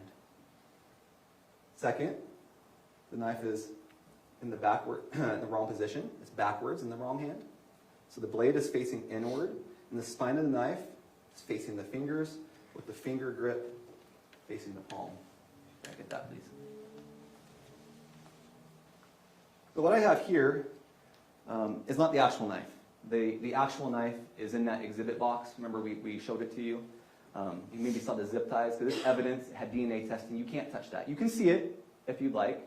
So we have brought in a demonstrative. This is you could call it a replica if you want. You could call it a facsimile. It's just another copy of that knife. You can see what it is, a tactical knife. You can see back here the spine. You can see right here the finger grip. And you can see how someone would naturally hold this knife if they were going to use it. But you can also see from that photo that that's not how the knife is being held in his hand. It's being held 180 degrees backwards, because it was planted in his hand.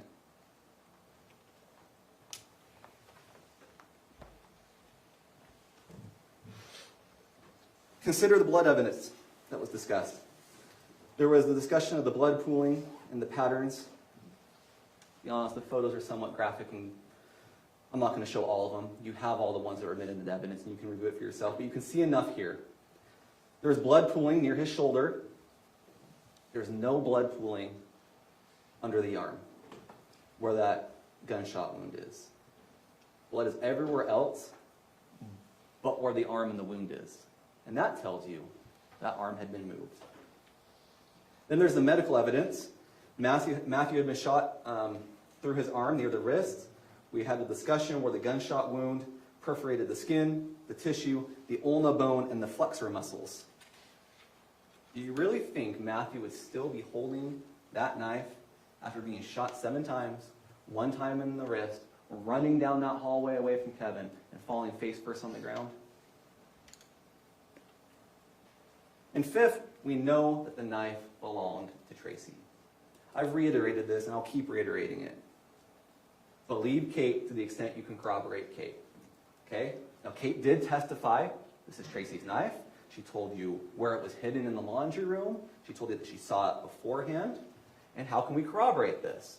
Well, we know it's an unusual knife. The detective discussed local stores don't sell this. We saw where Tracey gained access to it. Her friend Amy's husband, Pierre, had passed away, but he'd been getting these tactical mystery boxes from My Tactical Promo. And that Tracey, by being in the home multiple times, taking care of her friend Amy, had access to it. We learned in testimony that Tracey's not above taking things from Amy.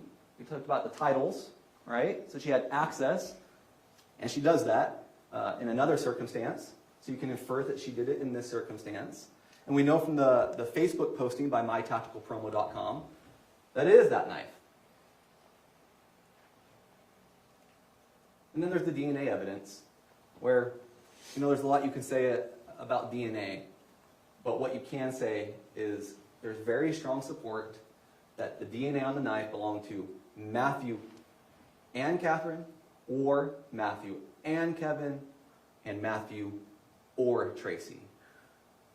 Point of that is, you may not know which of the Grist family members planted that knife based solely off the DNA, but you know it wasn't handled only by Matthew. And you know someone in that home put it in there. Okay. You also heard the expert's opinion that it was planted, right? Consider that for what it's worth. But you already know it from your common sense, from these factors that we just went over, that Matthew was not holding that knife when he was shot, and he was not holding that knife until Tracey and Kevin put it in his hands.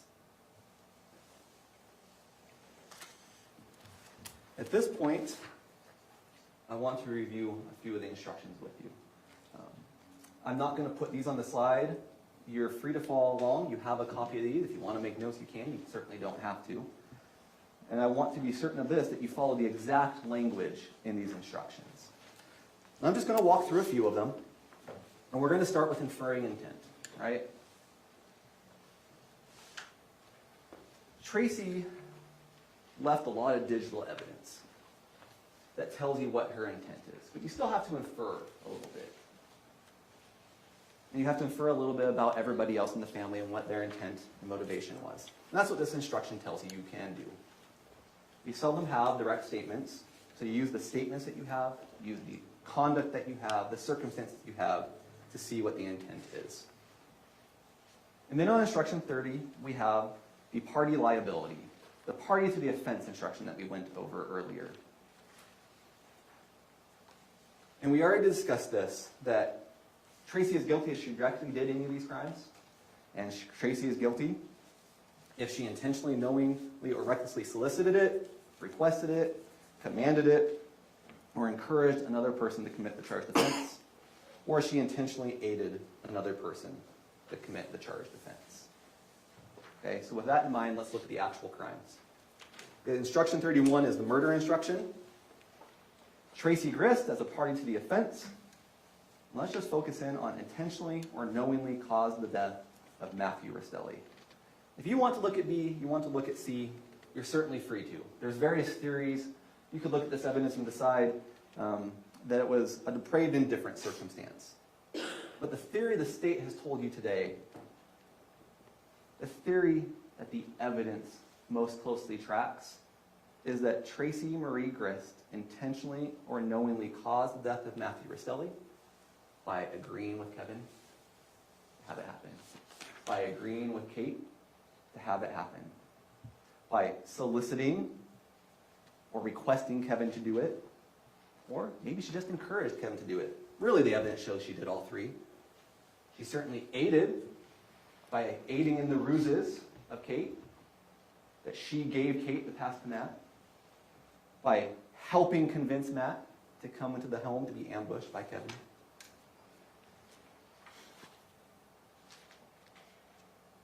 Then we look at instruction 34, conspiracy. The only one of the charges that is not a party to the offense charge.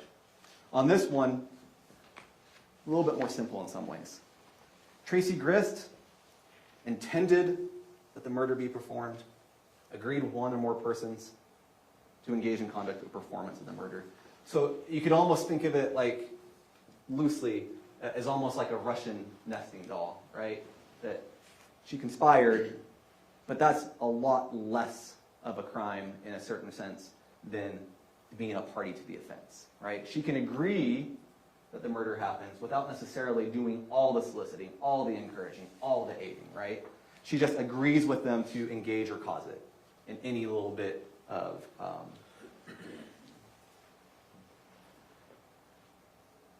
should probably rephrase that slightly differently. She agreed and then took a substantial step along the way towards committing it. And the substantial step could be a little bit or far less than the party to the offense soliciting or encouraging or aiding. Then we have the obstruction of justice, back to the party of the offense. And you know, we have this, and it's a little bit lengthy, but I want you to compare that to 36 while we're doing this.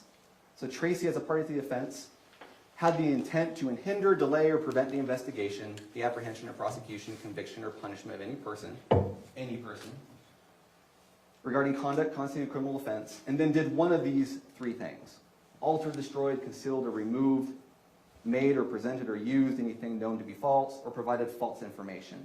36 makes this easy by putting that in plain language, what that means. What that means is, did she plant the knife, or was she a party to the offense of planting the knife? And or did she make an untruthful statement to 911 or the police about Matthew Restelli having the knife before Kevin Ellis shot him? And then we have instructions 37 and 38. They are substantially the same. They are both the offense of commission of domestic violence in the presence of a child. Count 37 represents Steele being upstairs in the bedroom when Matthew was shot. 38 represents Cheyenne being in the bedroom upstairs while Matthew was shot. And 39, instruction 39 just simply points out that no one is disputing that Matthew and Tracey were cohabitants. One more thing I may want you to look at on the obstruction charge before we move on from the instructions. That is for planting the knife or the lies. And I want you to consider on that one Tracey's conflicting stories about the knife. You can see the evidence for yourself. There's no way she didn't see the knife. But think about the conflicting stories about a related point to the knife. She told Diane that she hadn't checked the pulse. She told 911 that Kevin had checked the pulse.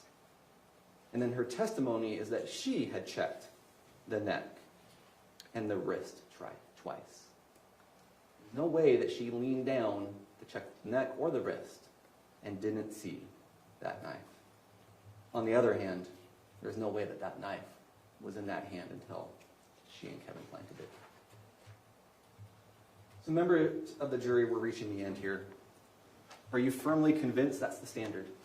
Are you firmly convinced that Tracey is the reason for or cause of Matthew's death?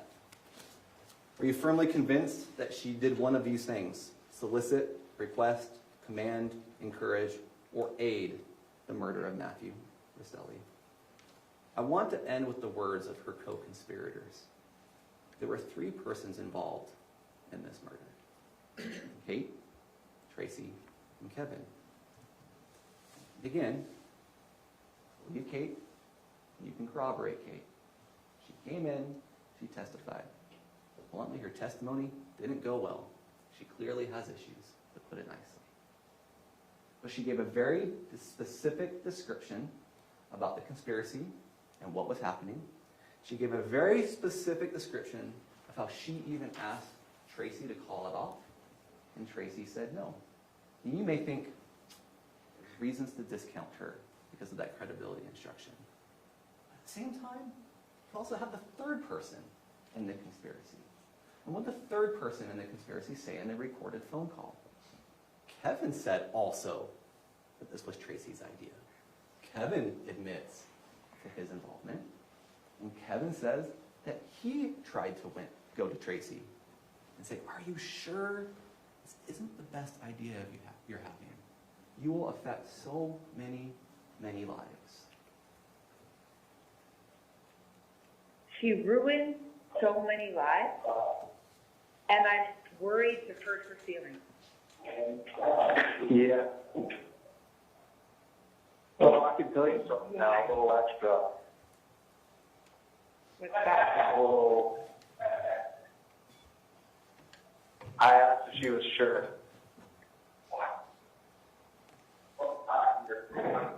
She was sure? Mm-hmm. Because she was like, she didn't tell me anything about all this stuff that happened. And I was like, "Are you sure this is exactly what's going to happen?" And I'm like, she's scheming and doing all this. And she said yes. And she beat Cheyenne. That was her response. Or he beat Cheyenne. Oh my God. I never wanted to hear. I'm sorry that I wanted to tell you that for so long. No, I know. I can't even imagine. I can't even imagine. And I That's feel so like sad. I still bear so much of the blame too for all this.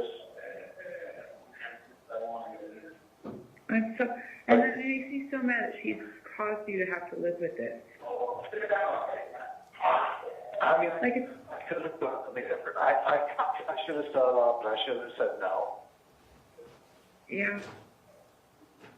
Yeah. But your mom should have never asked you that. You should have never had to have to say no. The same person who planned this is the same person who baked cookies. It's the same, like,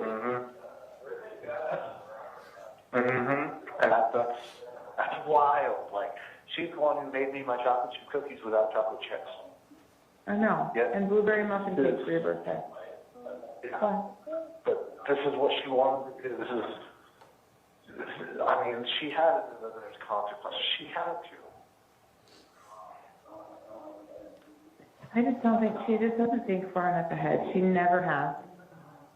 And I think she just is so used to getting away with everything, she just, I literally warned her. I said, this will change so many lives. You won't even know how many lives it's going to change. oh my God, you said that? That's, wow. Yes. I said, this is a decision you can't take back. I said that to her. Wow, Kevin. Yeah, so there's that. You are the voice of reason that we all wish we could have, like, seriously, that's what Rachel and I were talking about, like, the reason she didn't want to tell us is because she didn't want to hear our opinion. But you gave her the opinion that we would have given her. Like, you,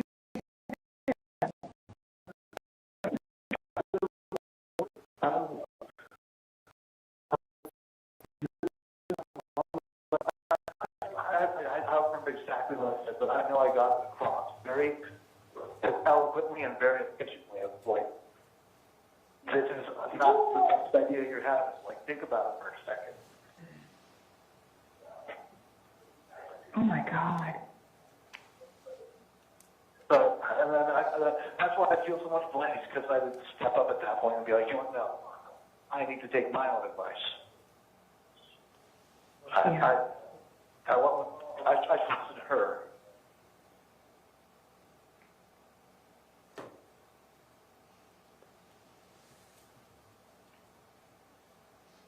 Whose idea was this? Tracey Grist.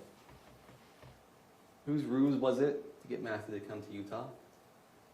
Tracey. Who manipulated Kevin into shooting Matthew? Tracey. Who had Rachel clear the house and called Tim off? Tracey. Who had Tara Lynn help her create false texts claiming reconciliation and joy over reunion? Tracey. Whose gun was it? Tracey. Whose knife was it? Tracey. Who knew this would affect so many, many lives? Tracey. Who hated Matthew Restelli? Tracey. Who was warned? Tracey. Who can't take it back? Tracey. So whose crime was this? We ask you to find Tracey Grist guilty of murder for causing the death of Matthew Restelli by encouraging it, soliciting it, requesting it, and aiding it to happen. Guilty of conspiracy for agreeing with Kate and Kevin to end Matthew's life. Guilty of obstruction, planting the knife, and lying to police. And guilty of 2 counts of domestic violence in the presence of a child. For having Matthew killed while his 2 small children were asleep upstairs. Thank you. Thank you. Mr. Faceberg.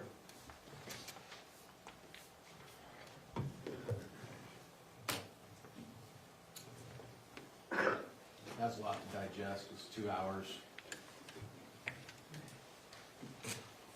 included words like she's not leaving on a jet plane, as sure as the day goes long. This isn't a joke. This isn't an opportunity to write a novel. This isn't a benefit to come up with great little catchy phrases. This is about a man who came up from California to be with his family, and now he is dead. It is nothing to belittle, take light of. It is a serious matter and a serious allegation, and a serious and devastating loss. When you listen to the phone calls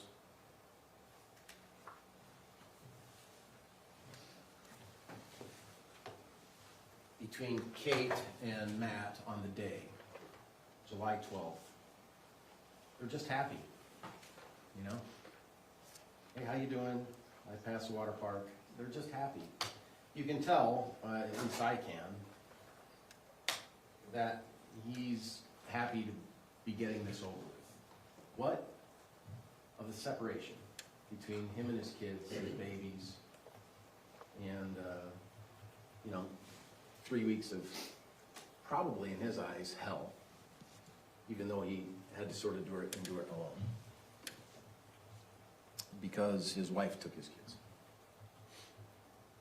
But there's a lot to this story that the state has produced with their big team of people and their big stuff that they have. That certainly is intimidating to anyone faced with these things. And when you look at all the red in that little figure that was presented to you, the graphing, it's because they produced it. It didn't account for all the other text and all the other stuff. It just, they produced the red. They produced it. They present it. They intimidate with it. Law enforcement intimidates with it to try and prove their case as well. And it's intimidating. It's intimidating what could happen when you enter a plea, what could happen when you resolve a case, when they present you have no choice. Well, today we had a choice.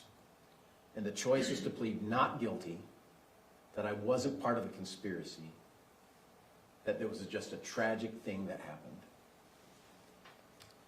And did it happen? Yeah, it happened.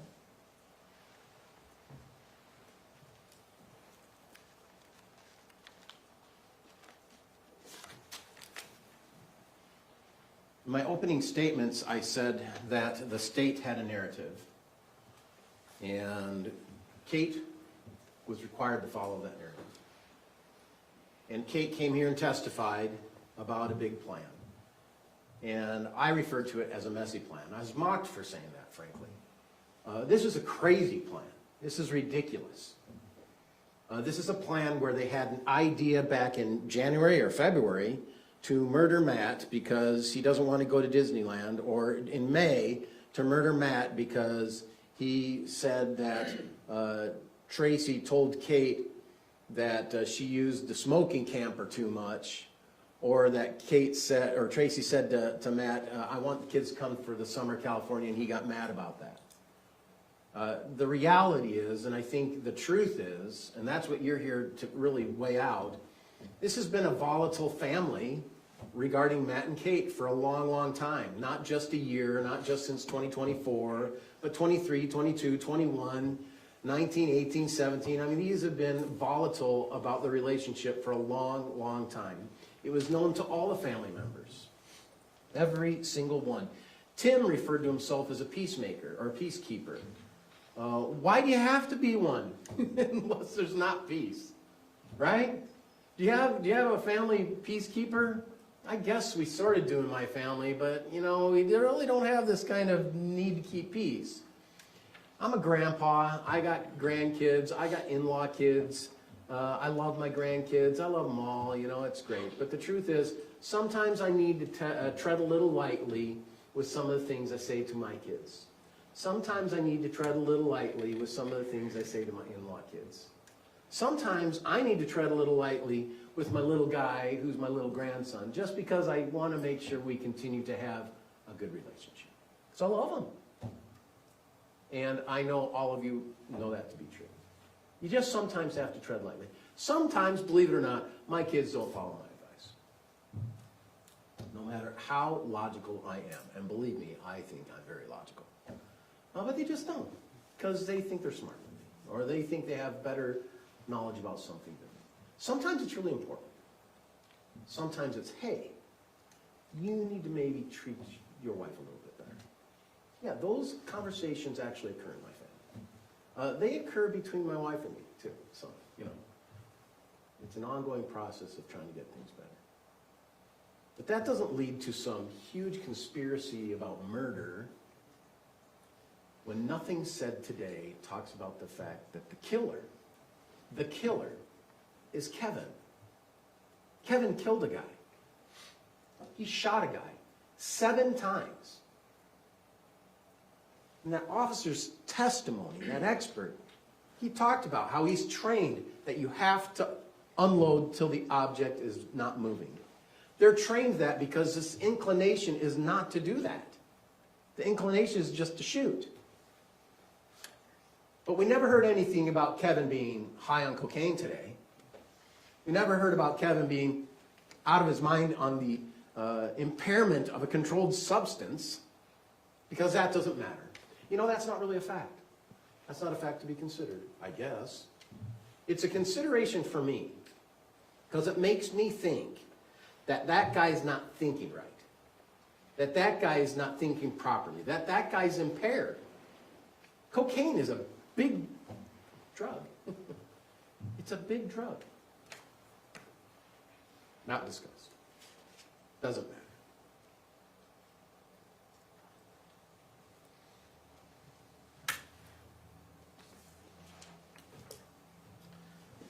I'd like to pull out, and I'm not sure where this audio is, and maybe Faye could help, but I'd like the exhibit of Kate at the police station.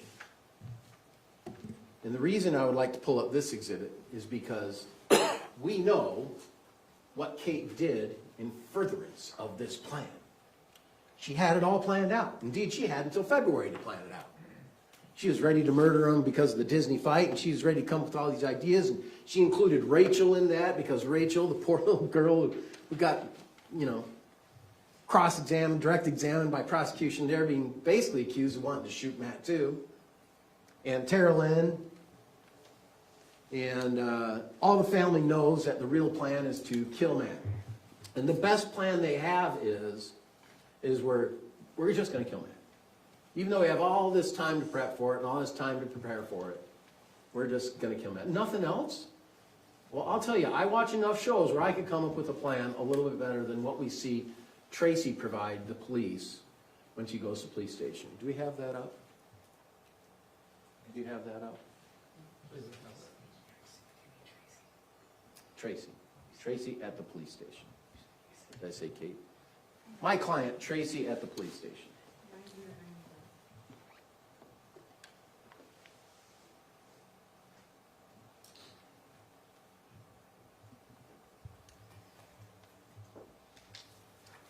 As you might remember, Tracey was on the front yard. She was talking to law enforcement a little bit. She had her phone in her hand. She testified that she called a police officer. That's probably not true, because everything Tracey says is a lie. Tracey probably didn't call the lawyer, because everything she says is a lie. However, the lawyer appeared when she wasn't allowed to use the phone any further. So maybe it was true what Tracey was saying, right? She did call a lawyer, and the lawyer came. If we can hit play.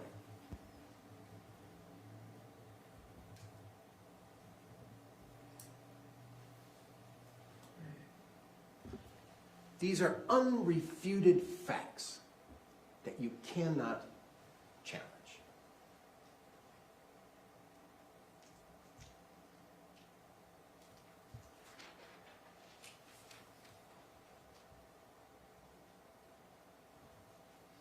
My supervisor did phone just for the meantime.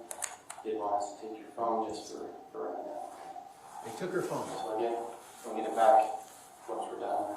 If you need to make a phone call, so we'll give it to you. So, and I know that you had mentioned that you may want to talk to a lawyer friend that you have. So let me just give you your address again.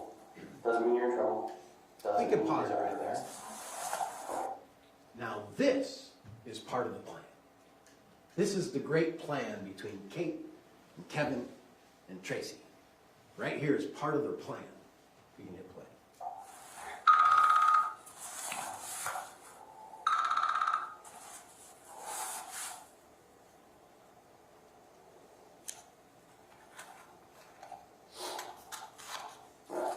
So you have the right to remain silent. You can say you can or will be used against you in a court of law. You have the right to talk to a lawyer and have him or her present while you're being questioned. If you cannot afford to hire a lawyer, one will be appointed to represent you before any questioning if you wish. You can decide at any time to exercise these rights and not have, or not answering questions or making statements. Do you understand these rights? Having these rights in mind, do you still want to talk to me? Do you still want to have that lawyer present when you talk to me?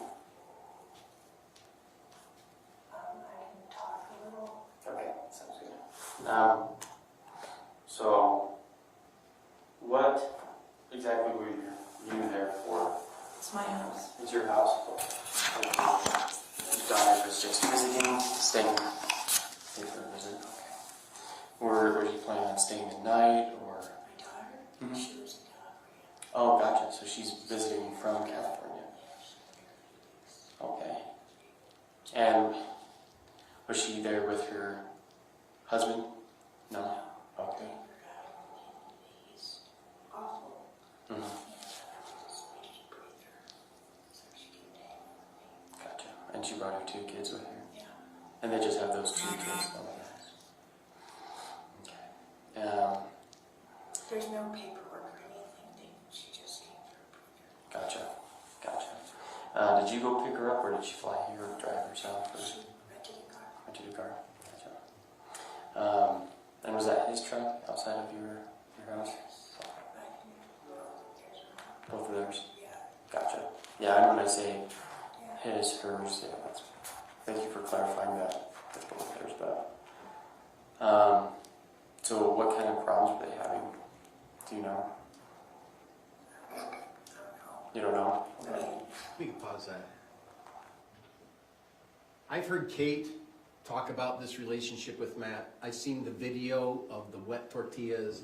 I've heard about Disney. I've heard about the smoke trailer. I've heard about... I couldn't even answer what their relationship is like. So when Tracey is answering that, I would imagine she's thinking, hey man, there's so many things here. They just don't get along. She came up here, they just don't get along. That's what I'm seeing. Maybe it's different. Maybe it's the plan to say they aren't having a problem. And really he just came as a mysterious man at the night, had a knife, and we shot him. We can use common sense on that. We can hit play. I don't know. And that's okay. If you don't know, right? So, I mean, I have an idea, but it's so nebulous, so I don't know. gotcha. Well, sometimes little details for us kind of paint the picture and to whatever that exactly happened, right? So that's why I ask. When did he get here to Utah? Do you know? I think about a little bit after 10. A little bit after 10. Okay. And did he call beforehand? Did he text? Did she know he was on his She knew way? he was coming, Okay. and she was going to talk with him. And I was in the kitchen, and next thing I know, he was in the kitchen. He was like, hey, I go, hi. Do you know if they had a conversation before? Or? I have no idea. Okay. Kind of walk through me what was happening when you were in the kitchen. He showed up, and then what happened? I was in the kitchen, and I was sitting on the counter, because I do that, sit in the corner. Mm-hmm. And he said hi, and then he walked into the other room, but he was acting different. Mm-hmm. What do you mean by he was acting He was different? just,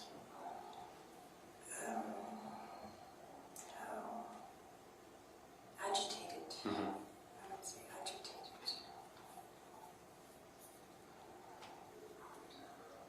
What happened after that, after he walked away? He walked away. Mm-hmm. He said, "Is Katie upstairs?" And I said, "Yeah, she'll come down." That's what the gunman. Okay. And what were you doing when you heard the gunshots? Just sitting on the counter. Just in the same spot when you walked Yeah. in? Okay. Well, what did you do after you heard the gunshots? I ran into the bottom of the stairs to go check on my daughter. I thought something might happen to my daughter. Gotcha.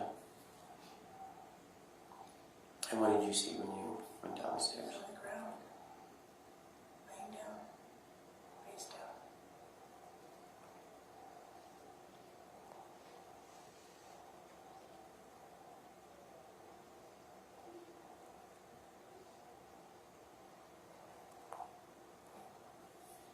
And then what happened? I called 911. Mm-hmm.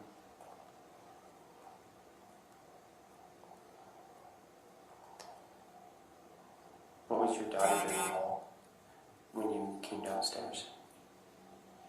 When I came down, it's my... Yeah, when you came I down the went stairs. upstairs. Oh, sorry, my apologies. I misunderstood. Do you know who this is? This is the family. Oh, gotcha. Hey, Is talk it to for you? Kevin. Talk to Kevin. Okay. Kevin. So, could you take him to Kevin, please? Yes. There you go. Is that the guy that you were talking about? Oh, perfect. There you go. He's here. Do you want him present? No. Okay, perfect. Sorry, I thought you said that you went downstairs. Gotcha. So you went upstairs to see her when you heard the gunshots. My apologies, I misunderstood you there. Everything happened on the main floor. Mm-hmm. I said, I went in the hallway, and then I went upstairs, and I just said, "Stay here, don't come downstairs." And I went downstairs. And that was to... My daughter Katie, Okay. because I didn't want her to see. Okay, I'm going to just... Because obviously I was confused somewhere, so I'm just going to back up a little bit. Kind of run me through you sitting on the counter in your kitchen, hearing the gunshots, and then what happened after that. I went and looked in the hallway. Mm-hmm. Or I went to the bottom of the stairs, and that's the hallway. Mm-hmm.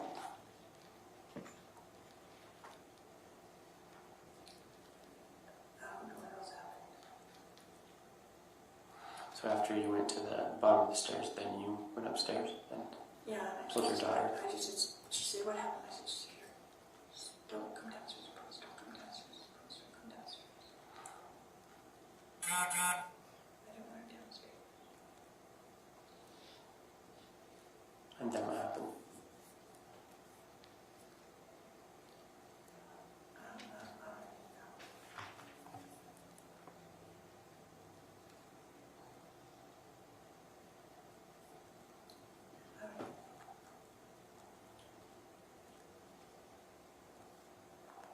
I know I called that a lot. Mm-hmm. And they asked if I had CPR on this. Just looking at him on the ground. And then the door opened. Mm-hmm. Because I think the neighbor upstairs, Caitlin, heard a noise because she asked me if I was okay. So when I went to call, she said, "Is everything okay?" So,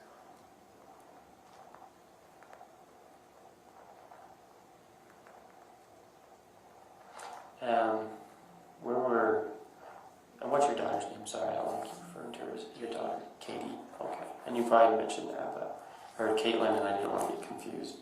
Where were Caitlin's kids at when this happened? Sleeping? Okay. And that's on the upstairs level? Where was Kevin at when this was going on? I have no idea.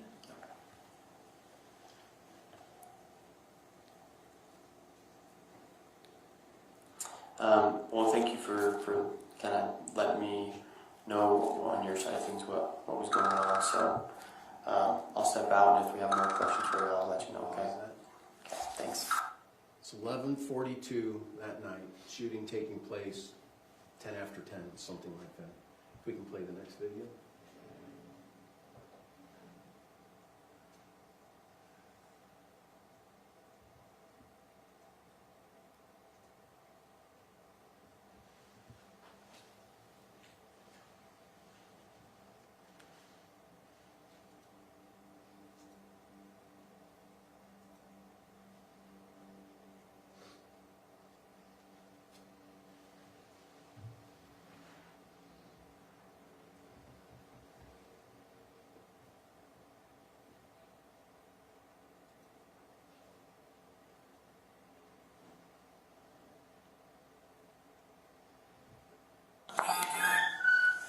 Thanks.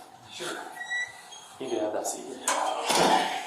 Okay, Tracy, I just wanted to kind of give us some time to kind of think. I know you were saying a lot of I don't knows and stuff like that, but is anything else kind of come to your mind right now? No? Not at all? Okay. I am so in shock. Like did his parents know? Did someone call his parents? I assume someone has at this point. I've only been here with you, to be honest, so all that information I don't even know myself. The only information I know is kind of what you've told me, and that's about it. So. Or is Katie here too? I believe she is, and with her kids came with her, yeah, so they're not alone by Where's themselves. Rory? Rory went to Rachel's house. In Ogden? Uh-huh. Okay. I don't know. Is that That's another another kid? kid. Rory's my daughter, Rachel's Yeah, just my down other there. daughter. Gotcha. So just to be like candid, I kind of feel like you do know a little bit more than you're letting on. Nope. Okay. It was, he appeared, And and I I was in the kitchen. And I guess did I'm that. more talking about with kind of stuff with Kevin. With Kevin? Nope. Not at all. No idea where he was. No. Okay. Okay, well again, honestly, it's the best policy. I'm when it telling- comes to- I almost to know us. nothing. Okay, She schools me on being honest. well good. We always need someone looking after each other, right, to be honest and forthright, right? So, and again, that's just And kind of the I've vibe that I'm getting, so. And I've told her Mhm. that the most important thing is to be honest and truthful, and we can decline to answer if we want to, and she will do that, but she's not, so far as I know, withholding anything. Gotcha, okay. Well, I just wanted to come in here and see if you did remember me, because again, like I said, I know you were saying like a lot of I don't knows, and so I just wanted to see if you remembered anything else and talk you with a little bit, but nothing comes to mind at all. I interacted with Matt for like maybe 3 seconds. Mhm. And I didn't see Kevin. And Matt went around the corner, and by the time I don't even know, I didn't see anything. All I heard was noise. What were the noises that you were hearing? The shots. That was the only Yeah. noises? There's no conversation, no confrontation at all? Not that I heard. Okay. Gotcha. Have you been to the house? Do you know the layout? I haven't, so This is the plan. 3 months in the making. This is the plan. For Tracy to say, he came in the house, said, "Where's Kate?" And then I don't hear anything, no confrontation, no arguing, and then gunshots. That's the plan. That's ridiculous. If you have a plan, you're gonna have some kind of plan, aren't you? I mean, just previous, it's now 1:47 in the morning on this video. Kevin had already said he had a knife and I shot him. My client said there's not even an argument. I heard nothing like that. Just where is she? And so we can pull that And so now we have to go into the delving of other things that the state is presenting, the government is presenting to be these reasons, sort of like leaving on a jet plane. We're just going to pull it out from other lyrics and come up with ideas. Like number one, the reason that we're coming to have Matt murdered is because of this terrible custody fight. Well, there was no custody fight. The only thing about custody in this whole case is a telephone conversation that Kate had with a lawyer who said, hey, if you're in California and then you go to another state, he can file some paperwork to have you come back if you don't agree on it. And then proceed forward in a divorce case. Tracey has been divorced 4 times, has custody, has shared time. The kids have said, I saw my dad every other weekend. The sisters didn't come as much, but I did with my brother. That sounds like something I hear all over the place. But because of some big custody fight, there wasn't a custody fight. There was going to be. Let's not confuse ourselves, right? There's going to be a custody fight. I don't think they're going to last in this marriage, to be honest. If Kate and him drove back to California, maybe they'd give it a try. But I honestly think, personally me, her substance use, smoking weed all the time, being high all the time, Matt's trying to get off alcohol and Buddy's alcohol problem, they're just such a volatile relationship. I just don't see it lasting if this horrible experience didn't happen. Just don't see it lasting. I see obviously a divorce coming on the horizon. I also think that's the reason they have a storage unit, that she had stuff that she left in California, knowing that at one point California is going to have to be a home plate somewhere in relation to the divorce of the kids. So some ruse of this being a big custody fight, it's not a big custody fight. Frankly, we all know where most kids go in custody fights anyway, don't we? Goes with mom. Dads get the weekends and holidays. Matt's not working. Mom's working for an Airbnb sort of as a side hustle job. But the divorce just isn't a custody fight. It's the preliminary. You know what you have when you do a divorce? You have a conversation to talk about the stuff and the kids. That's what you do.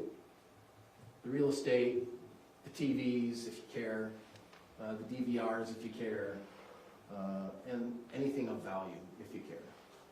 And then the personal things. You always talk about those. Because there are some things that are personal, you know. My mom's ring and my dad's ring and those things. But the big plan, this is it.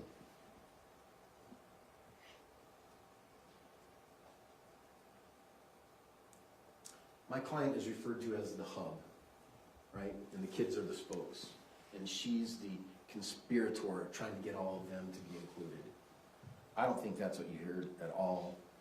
We heard in the closing that they had time to stage the scene. Well, that's a pretty terrible staging of the scene to say that no one's arguing, no one's fighting, and all we have is gunshots.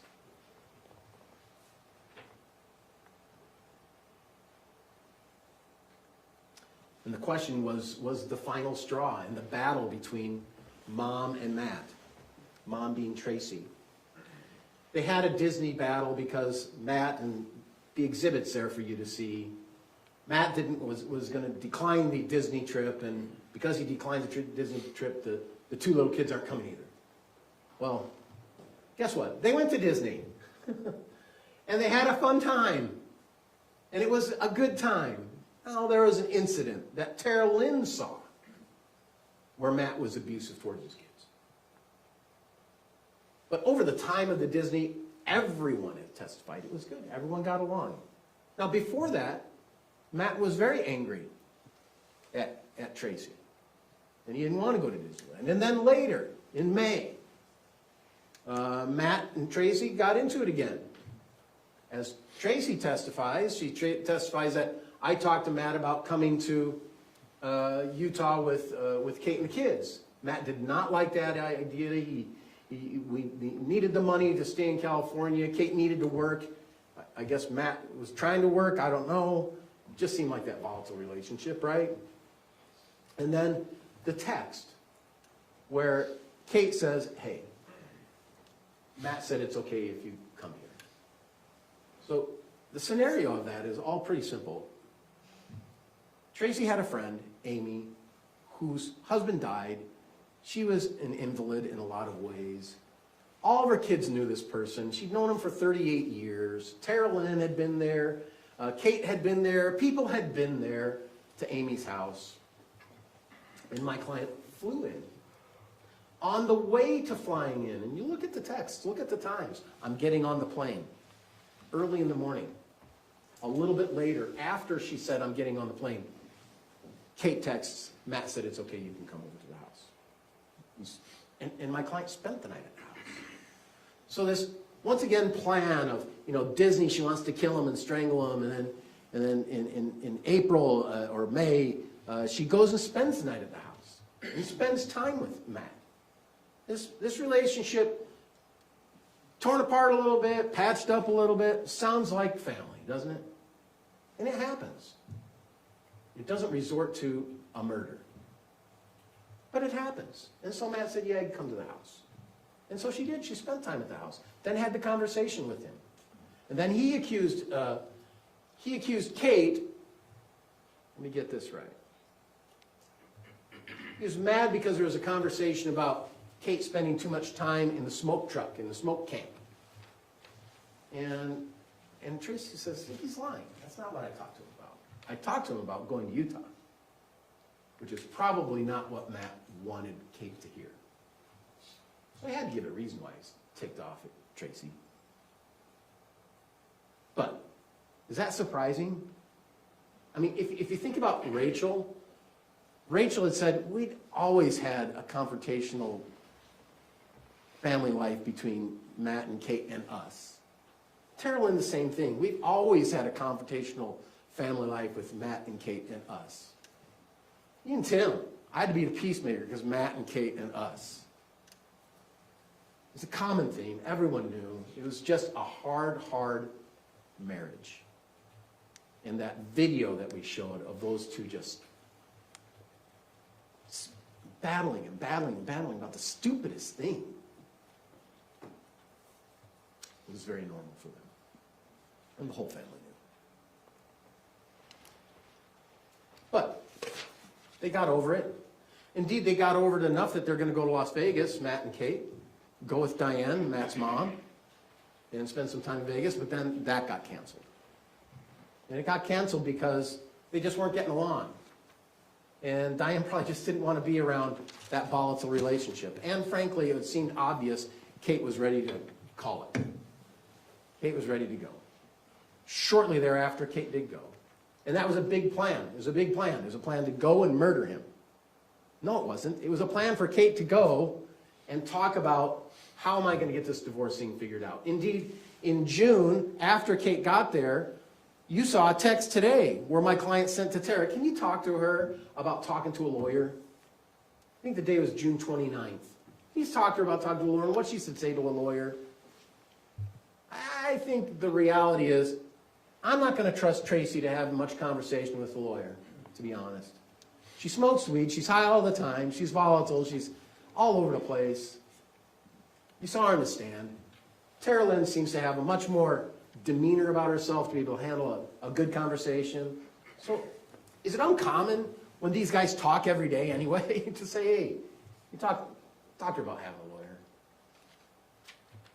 Yet that gets construed so that the narrative of the prosecution can imply that this is a big plan.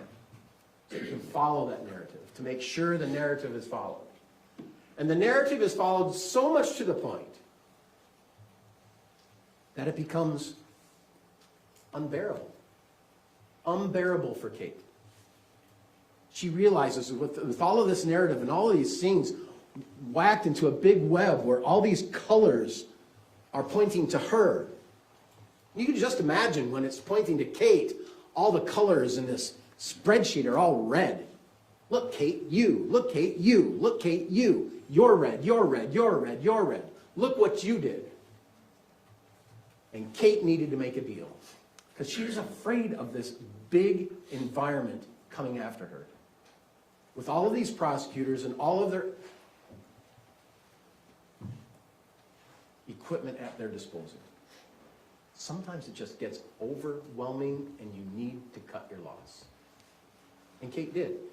I had a blow-up moment in this trial where I couldn't believe Kate was saying the amount of sentencing time she was saying. If we can pull up the matrix, which I think is defense exhibit number 2, at the matrix.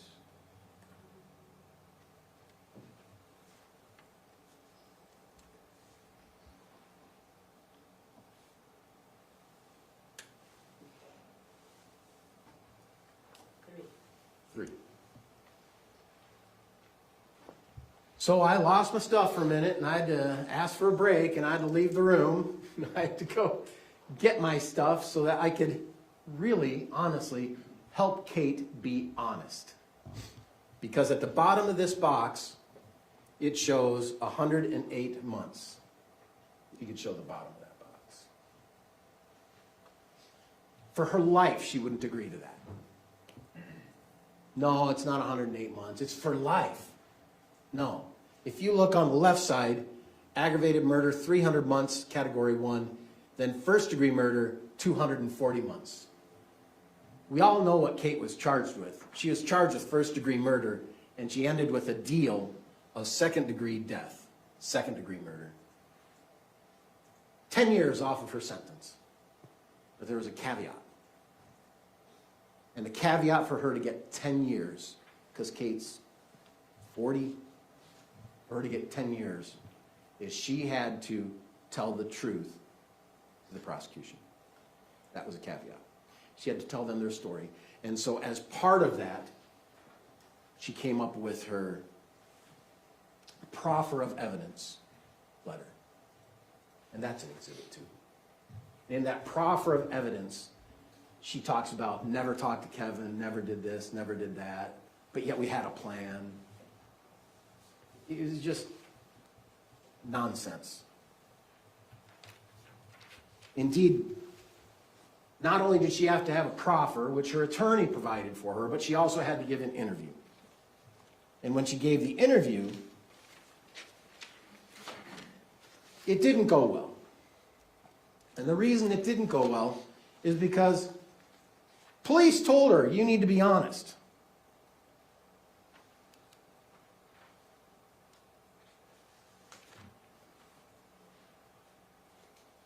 And I asked her that.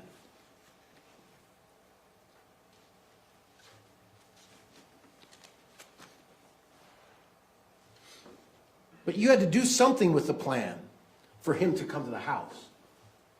Right. So you knew that, correct? Yes. I want to hear it. Yes. Boy. I made sure he would come inside the house. Yes. Was that part of the plan? Yes. So even in an interview where she's there to tell the truth and give justice for Matt and give justice for her kids, the officer says, I want to hear it. Well, why do you want to hear it if she's saying it? It's because she's making up whatever plan you're telling her to make up. And she'll agree with it. Because she wants the 108 months. She doesn't want the 240 months. She's willing to do that. It's unrefuted. Unrefuted evidence that she said that the officer said that. I want to hear it. And then, of course, at the end,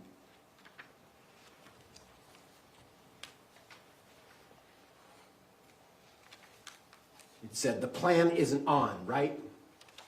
It's the officer. And she says, I feel like it was 50-50.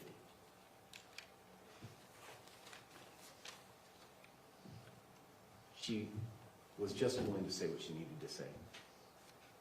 She felt overwhelmed by what was presented against her. By a team of lawyers, by a team of law enforcement, by texts. She was overwhelmed with it. And she had to take the deal. She wanted to get out and live. And she wanted 108 months. Well, she declined it for a time. Until we took the break, and then I came back and I said, didn't you say that you were getting this deal for 108 months? And then she talked about, well, I'm in prison now, and things are different now.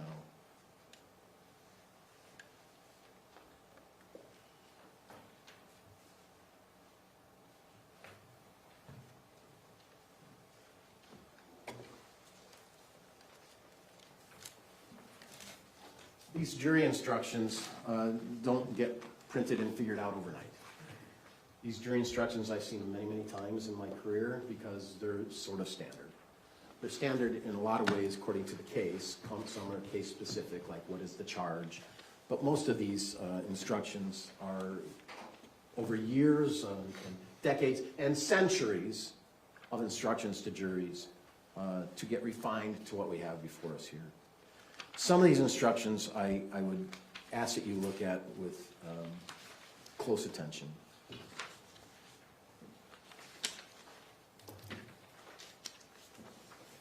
Instruction number 10 is the reasonable doubt instruction. And just for a very quick, I know time's going on, very quick evidence. Evidence has to be decided based on a certain standard. And there's many different standards depending on what kind of case you have. A lot of people don't really realize this, but being a lawyer, I've been trained and I went to school and I figured it out. In criminal cases, it is required that the evidence be proven beyond a reasonable doubt. In America, with TVs, we've heard of that many, many times. But there are many cases that do not require proof beyond a reasonable doubt. But in criminal cases, we want the highest level of proof possible to ensure justice is served. Because if we don't get it right as a community, as a people, the harm of getting that wrong is extreme. But there are other evidences. And so going down the tier is usually, you have to have clear and convincing evidence if you want to have your kids be, or not have, but if the state wants to have the kids be taken away in shelter and provided foster care for some time.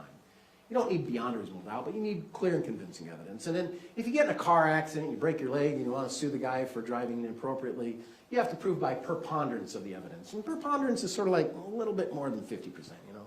Just need to prove your case better than they prove their case. And then if you want, if you have some other law enforcement things like a search warrants or things like that, you need probable cause. It's less than preponderance, it's less than clear and convincing, and it's all less than the highest standard of beyond a reasonable doubt. In this, it says, the second sentence, it says, there are very few things in the world that we know with absolute certainty. I always wonder about that. You know, I know the lights are on. I know my car's out there. But this instruction says we know very little things, very few things with certainty. Okay. In a criminal case, the law does not require proof that overcomes every possible doubt. Then at the very end it says, on the other hand, instruction 10, if there is a real possibility that she is not guilty, you must give the defendant the benefit of the doubt. And that's reasonable doubt. That's beyond a reasonable doubt. If there is a possibility, that benefit must go to the defendant. Instruction 8 is about witness credibility. Witness credibility is a very common witness instruction or jury instruction that most people I talk to are not aware of this, but in summary, it says this: you as a jury are to decide a witness's credibility, whether they are believable or not believable. It's not our job, it's not the judge's job, it's not anyone's job but you, and that's your job as you go and deliberate as a jury. In this instruction, it does say that if you find that someone has lied, and this is the second last paragraph, you may believe part and disbelieve the rest. You may believe nothing they're saying if you think they have lied. In other words, you may believe all, part, or none of a witness's testimony. And I know a lot of this case is involving Kate, because she's a co-conspirator, according to the state. I think the testimony of Kate was so full of lies, it discredits all of her testimony. And I'll give my reason for that on one very simple question I asked. Did you love Matt? She couldn't even say yes to that, even in the beginning of the relationship, because she was planting in her mind she needed to hold that 108 months. She needed to support the state's position. She couldn't even answer a simple, then why are you dating the guy if you don't love him? Why are you having a baby with the guy if you don't love him? I'm not talking about during June and July of 2024, and I'm specific. Did you ever, and she could never just say, I love Matt. Of course she loved Matt at one time. They spent years and years together. Volatile at times, I get. But there's just a time when it was, it's what we call the softball, you know. They'll throw you a softball pitch so you can hit a home run. Even the softball she couldn't hit out of the park. She's just so filled with the need to support her position because of all the things that were built up against her. And she did not want to mess that up. She had to make sure. And in the end of her testimony, she basically lied about almost everything. Almost everything. And I asked her time after time after time, isn't it true that you said this? And isn't it true that you said that? And time after time, she would disagree. And then time after time, she just started to say, I lied about that. I lied about that. So at the beginning of your testimony, you say, I'm going to meet with the law enforcement and the prosecutor to be truthful. And then at the end of your testimony, you're saying, yeah, I'm lying about the whole thing.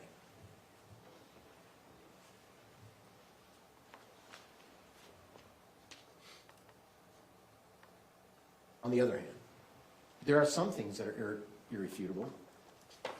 My client spoke to police the night of the event. Irrefutable. You can't dispute it. Unless someone wants to say that was AI who developed it. No one's going to say that. She did. She voluntarily. You have the right to remain silent. Do you want to remain silent? No. Do you have a right to have a lawyer? Do you want to have a lawyer? No, I don't care. Send the lawyer to Kevin. What do you know? What do you remember? She's trying her best to know and remember. And she says, I didn't hear anything. I mean, after he spoke to me, I didn't hear anything. In her testimony here, we had her testimony. She said, I expected Kate to come down when he got here. Now, one thing that some of these texts and exhibits that you saw in the closing was all this communication day of, and how they're finalizing their great plan of murder. But we all know that Tracey wasn't in American Fork. Indeed, Tracey was in Salt Lake at work when she got a text saying he's coming to Utah. It didn't say, we need to get ready. It didn't say anything like that. It just says, he's coming to Utah. Do you know why that was an important thing? Because no one thought he was coming to Utah before that. Everyone thought there was a different idea.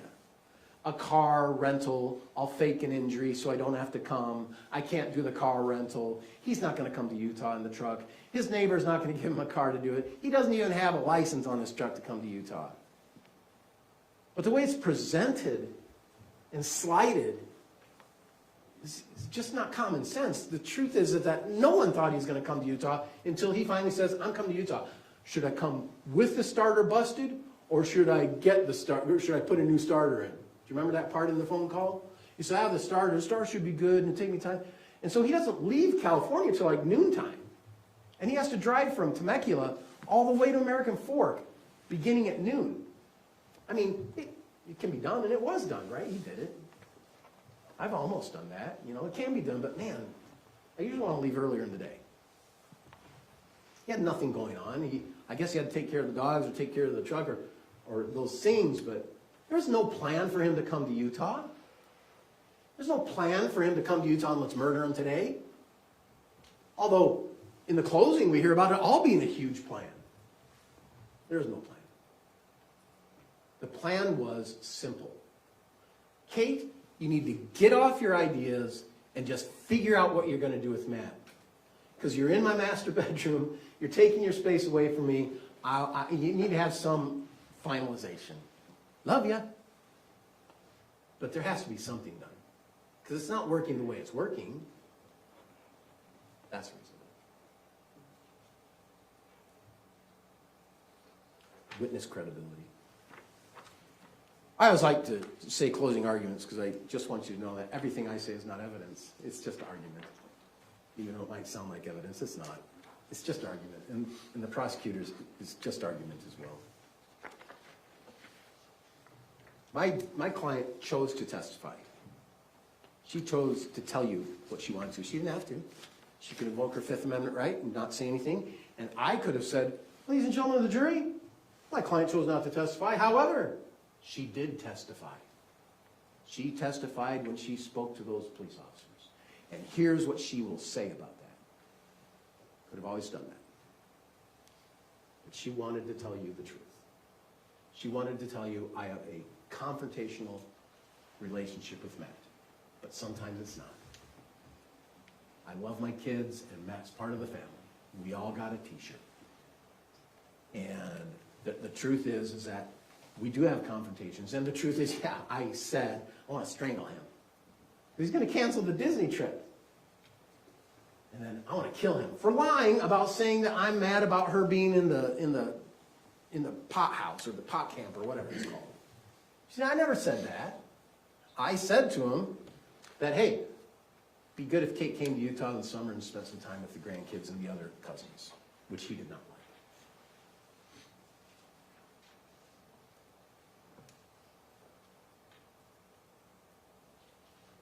I could go on and on about the lies that Kate provided in not only her testimony with us, but also her testimony in the other case, and also her interview testimony with the officers on June 16th. I could go on and on about that. But I think that's very clear, that her just testimony was filled with fear, non-truth, defeated her own alleged purpose for coming forward of truth and justice, and really falls in the face of fear that she's going to spend a lot more time in prison.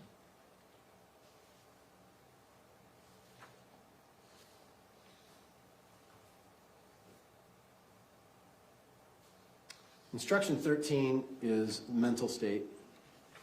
In the third paragraph it says, for each offense the law defines what kind of mental state, intentional and knowingly. And in this case, that's required as well.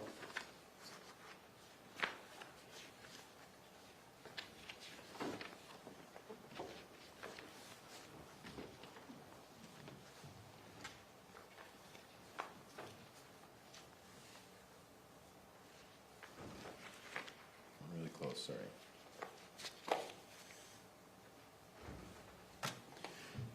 In Instruction 28, it's titled Mental States Defined.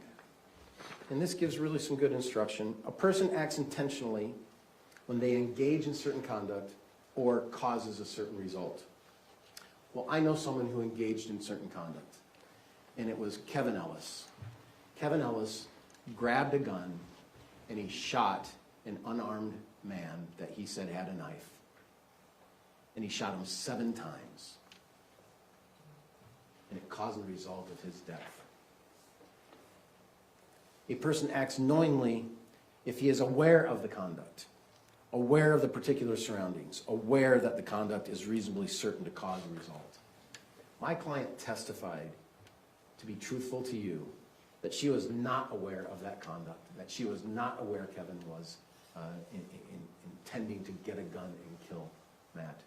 Indeed, she was hoping that Kate would be coming down soon to greet Matt because she wasn't exactly sure when he was getting there, but he's going to be there soon. And the inference of that intent.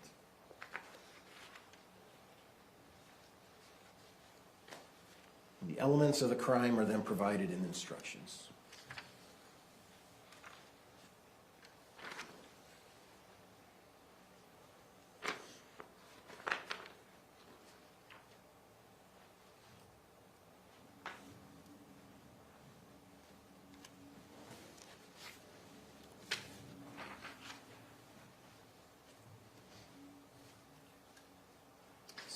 Instruction 31. This is the instruction of the elements of murder.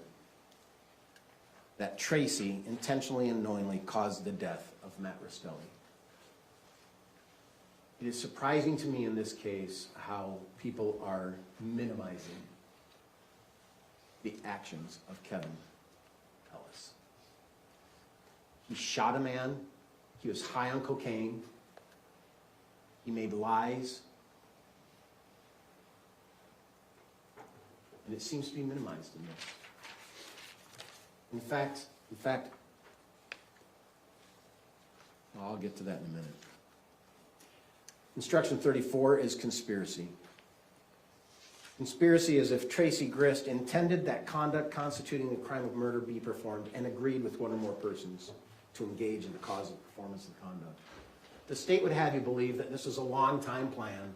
This is a long-time plan for certain decided well before July 12th, well before July 11th, and that the whole plan on Kate coming to Utah was to murder Matt. That is not what the unrefuted facts show. Indeed, if that were, this is the messiest murder I can think of, murder plan, where my client says, no, he didn't have anything. I didn't even hear a fight. When I saw him, he didn't have a knife in his hand. When I saw him later when he was dead, I did. But when he said, hey, I didn't see a knife in his hand. Why would she say that? Why don't you just say, yeah, he came in agitated, had a knife in his hand, he threatened me. Well, the word agitated is a little interesting. I just drove 10 hours, and I pull up to the front yard, and my wife's there with my kids who I haven't seen in 3 weeks, and she ain't there to greet me. The heck. I'd probably be agitated if I walked into it, like, well, Kate, I mean, you know I'm here. So for my client just to volunteer, just off the cuff, he seemed agitated. Didn't say angry, mad, just seemed off. She did say he didn't have a knife. Did not have a knife. That's because she's helping the plan, helping the conspiracy. And the obstruction. The obstruction that she planted the knife. Her testimony is when I first saw the body, I looked at it, I don't remember what its real visual was. I went upstairs, I knew Kevin had shot him. Kevin said he had a knife. Went upstairs, I said, Kate, don't come down, don't come down. Came downstairs, had to find my phone, called 911. There's a confusion about 911, frankly, because they used the name Caitlin, and are you Caitlin, or something like that, and my client was confused on the 911 call, because there's Katie and there's Caitlin, and Caitlin had already called. It is confusing. But on the obstruction that she planted the knife or lied to the 911 call. Her testimony was, Kevin said he had a knife. She didn't say, he had a knife, Kevin. No, she said he didn't have a knife. And then when she went over to where the body was, Kevin said he had a knife. And she's relaying that to 911.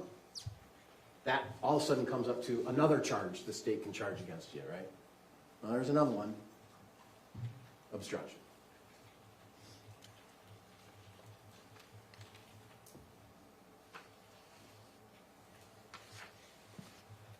There's another one.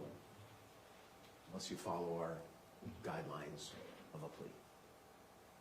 Unless you agree to plead to murder, conspiracy, and discharge of a firearm.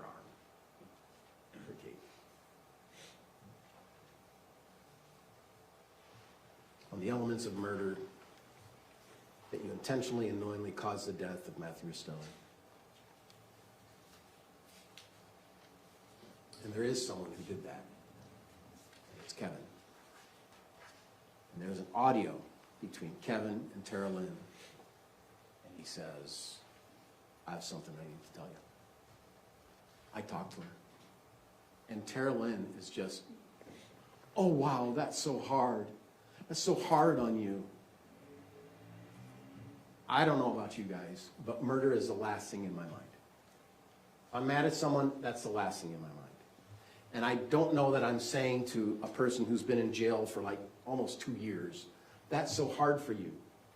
I think more the question I'd be saying is, why'd you shoot him 7 times? What happened? None of that was talked about in that tape. I had the gun, he had the knife, he came at me. None of that.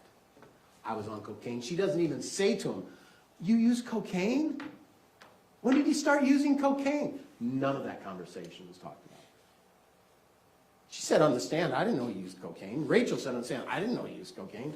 Tracey got on saying, I didn't know he used cocaine. No one knew he used cocaine. They're all very surprised. Kate said, I didn't know he used cocaine. I know he didn't like weed. None of that kind of conversation took place between Terrell and him, but he was offering this information to her. And I suppose that he's offering this information to her for one reason.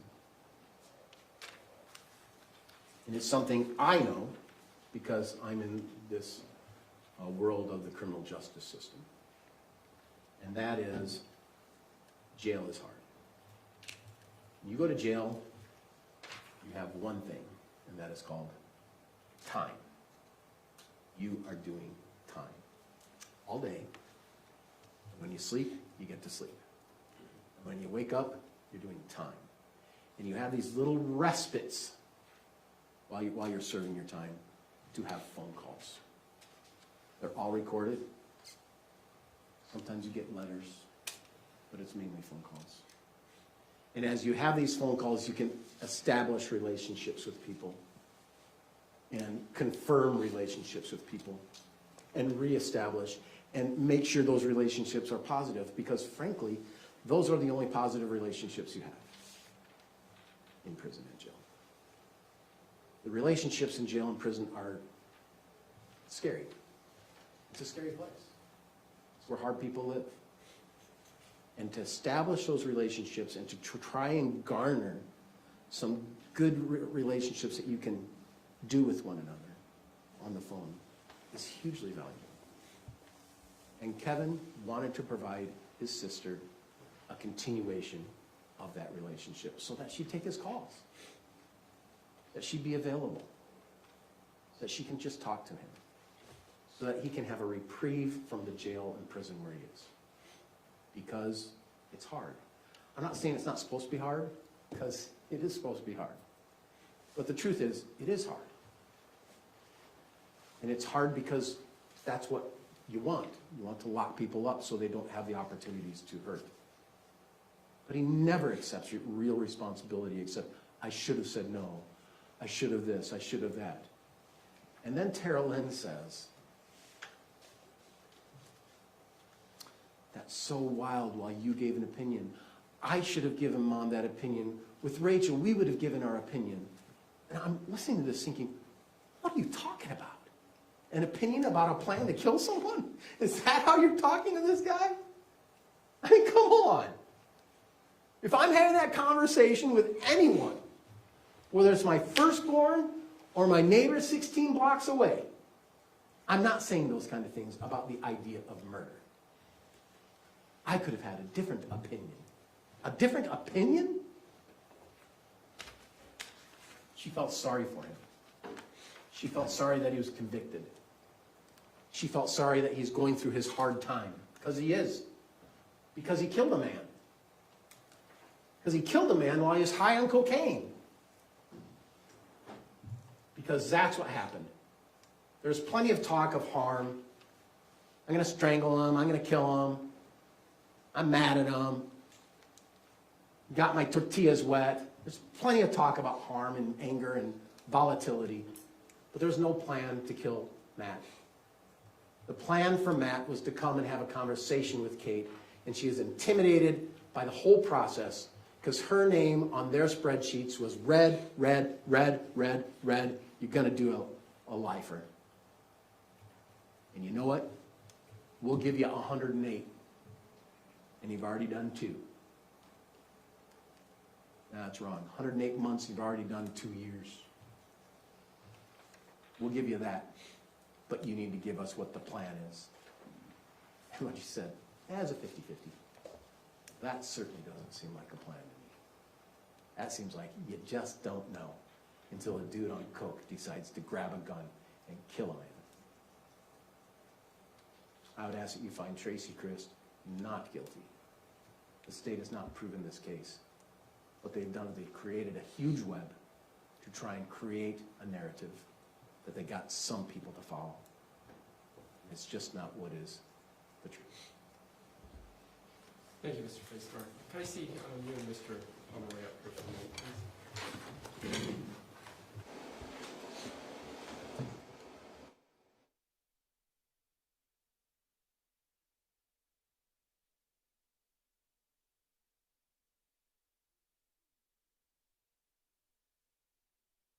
All right, ladies and gentlemen, I know we've been going 3 hours. Mr. Pomeroy just confirmed to me he's going to be under 10 minutes, and then we'll do our recess and we'll start the deliberations.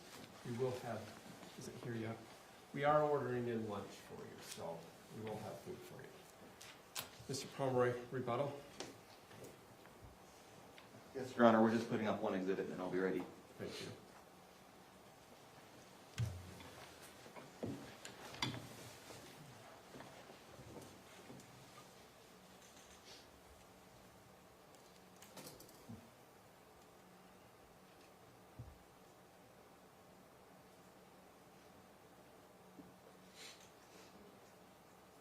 You plugged in?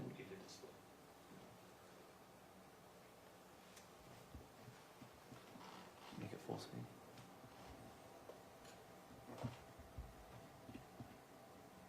That works. That works. Thank you. So this is Matthew Restelli. It's pretty obvious what he's doing in this photo. It's a wedding photo. This was Matthew at one of his best times in his life. Matthew was a husband, father to 3 children, son to Diane. Unfortunately, in this trial, you also saw Matthew at his worst.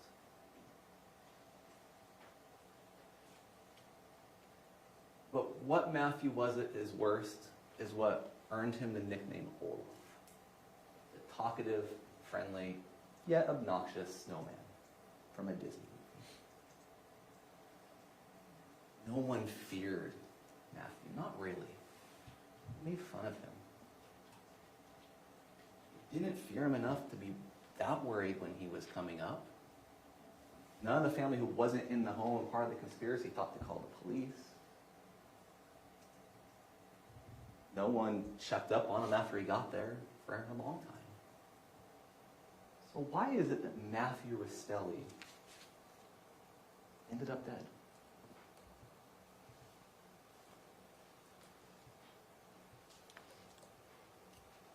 Reasonable doubt is the standard you have to apply to answer that question. The thing about reasonable doubt, not imaginary doubt. You can't just say a whole bunch of stuff and distract from the evidence. You have to base it in the evidence. If you have doubt, it must be grounded in that evidence. But when you look at that evidence, you don't see reasonable doubt here. There's a lot talked about the plan. See, never said it was a long-term plan. There was a lot of stuff that built up to that pivotal moment when there was a plan. There was a lot of bad blood, so to speak, that built up until Kevin was willing to shoot Matthew. A lot of bad blood that built up, things that happened until Tracey had had enough of that annoyance she called her son-in-law. It was called a messy plan. Quite frankly, looked pretty good. Utah, shoot, intruder. He had a knife. No one was home. Problem was the neighbor who called 911 too soon. Everything went haywire after that, and the plan fell apart. Not for that, we might not be sitting here today. So when we call it a messy plan, it doesn't mean it wasn't a plan. When we call it a failed plan, in the cover-up sense, it doesn't mean it wasn't a plan. And it doesn't even mean that we're saying that the entire family knew about this plan. That's not at all what we've said in this case. What we've said is that everything that got shared in the family was shared among the entire family, and that Tracey knows what to say to get the reaction she wants from her children. And that's what happened here. Without Tracey, this doesn't happen. Without Tracey, Kate didn't lure Matt to Utah. Without Tracey, Kevin did not lie in wait. Without Tracey, Tim would have been there to keep the peace. Without Tracey, Rory and Jake would have been home. Without Tracey, there would have been no gun. Without Tracey, there would have been no knife. without Tracey, Matthew Restelli is alive. And to acknowledge this does not minimize Kevin or Kate's involvement in any way. You know, you want to talk about the cocaine? Fine, we can talk about the cocaine. Isn't it a reasonable inference that Kevin did cocaine so he had the nerves to do what his mother asked him? There's a jury instruction that hasn't been looked at too much. Instruction 24. There has been evidence to suggest that persons other than the defendant may have been involved in the crime for which the defendant is on trial. Your duty in this case is to decide only whether the prosecution has proven beyond a reasonable doubt the guilt of the defendant who is on trial. Kate pled guilty. Kevin was convicted. Your only duty to ask if Tracey was tried to this murder. And Tracey was tied to this murder. The plan went to hell. The plan didn't work. And Kevin was mad at her. Exhibit 131. Please tell Kevin that if he is mad at me and doesn't want to talk to me, he doesn't have to. I'm mad at me too. The defense said this is a case about a man who came to be with his family. There's truth in that. This case is also about control. Tracey's control over her daughter, Kate. Tracey's control over her son, Kevin. And Tracey's control over her entire family. And ultimately, her control over whether Matthew Restelli lived or died. The evidence in this case shows how she used that control. The law in this case tells you what that means. And your verdict should reflect both. Thank you. Thank you, Mr. Pomeroy.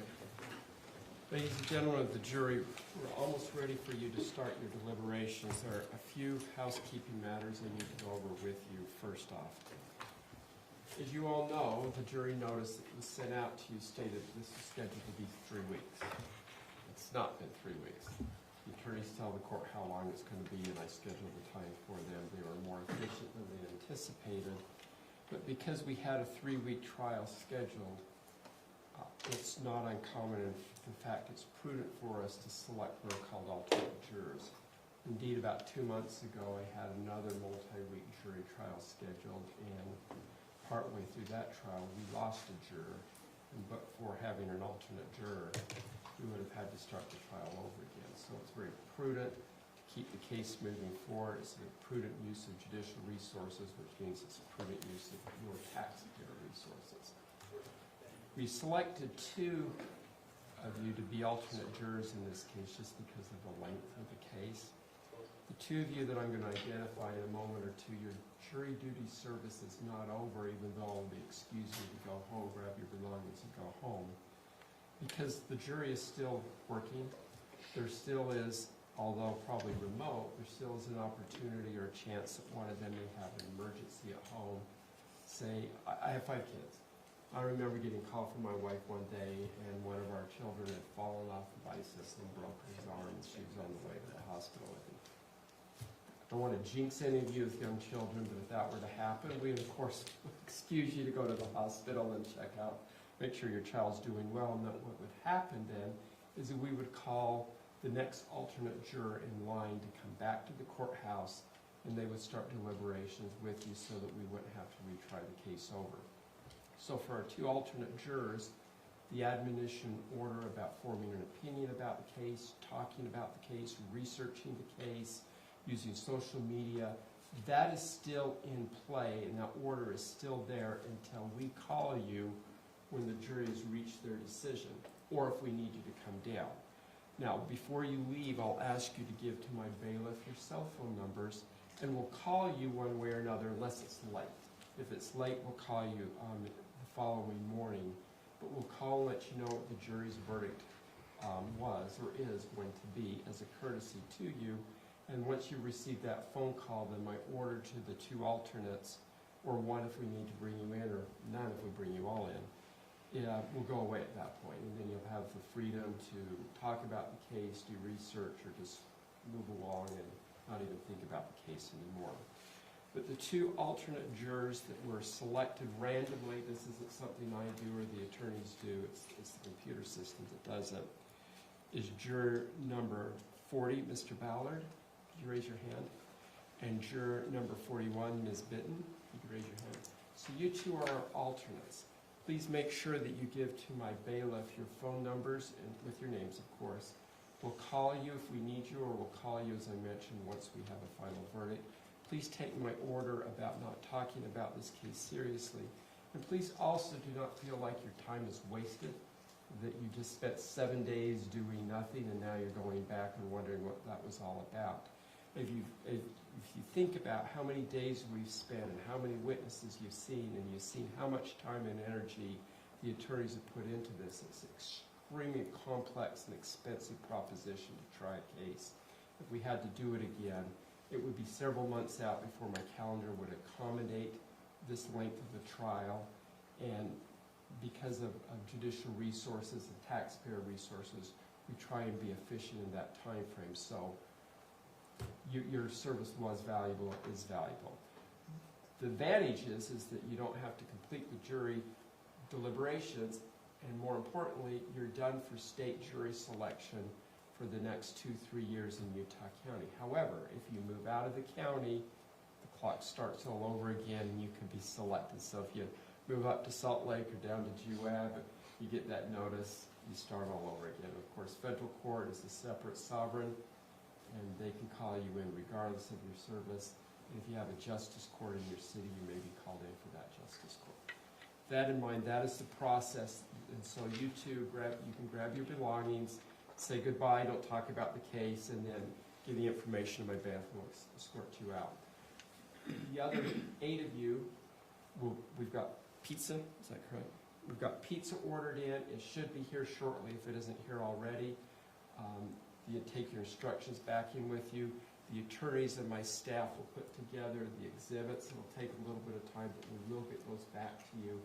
Electronic exhibits will be brought back on a neutralized laptop so you can look at those as well. With that in mind, if you'll swear in our deputy, please. You solemnly swear that you will take charge of this jury and take them to some private and convenient place where they may deliberate upon their verdict, allowing no one to speak to them, nor do so yourself, unless ordered by the court, and return them into court when they have reached the verdict. So help you God. I do. Thank you. All right, deputy, if you'll take the jury out, please. All right.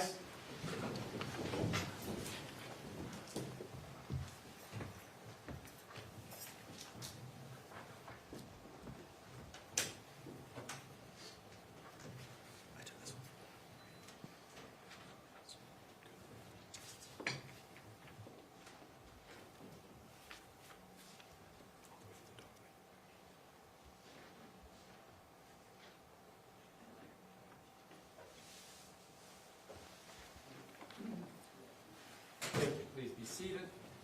Thank you, counsel. Appreciate the 4 of you and how you tried the case. It's very professional. I watch as I'm listening. I hear you use your first names. It shows me how professionally you're working with each other, that you're not fighting even when you have disagreements. This would be a good case for young law students to study on how to get along and work and try a case. For instance, the state's paralegal was doing all the exhibits for Mr. Facemeyer. That just once again shows the professionalism for both teams. So thank you so much. Anything for the state we need to put on the record? No, Your Honor. Anything from the defense? No, Your Honor. Thank you. Once again, well done. If you would, counsel, come up and meet with Faye briefly to make sure that we have all the exhibits organized and put together. Also leave with us your best cell phone number. Make sure you're no more than 15-20 minutes out. If I do have a question from the jury and you're out at your office, Mr. Facemeyer, is your office in Provo? Freedom. Freedom? All right. We may just call you on the phone and get permission on the record that way, or if it's more complex, I may ask you to pop in. That in mind, then, thank you so much, counsel. We'll be in recess.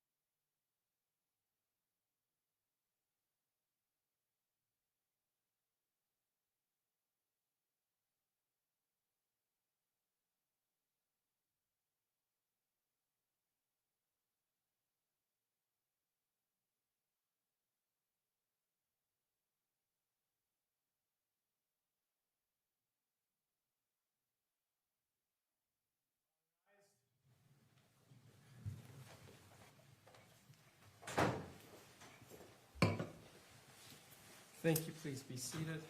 Let's go back on the record in the matter of State versus Tracey Marie Grist, case number 241101170.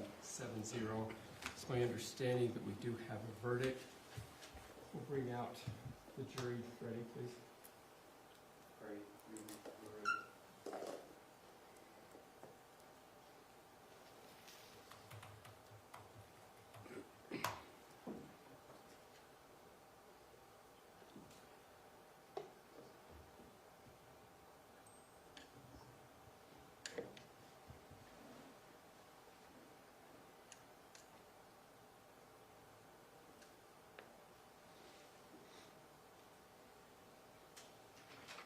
All rise for the jury.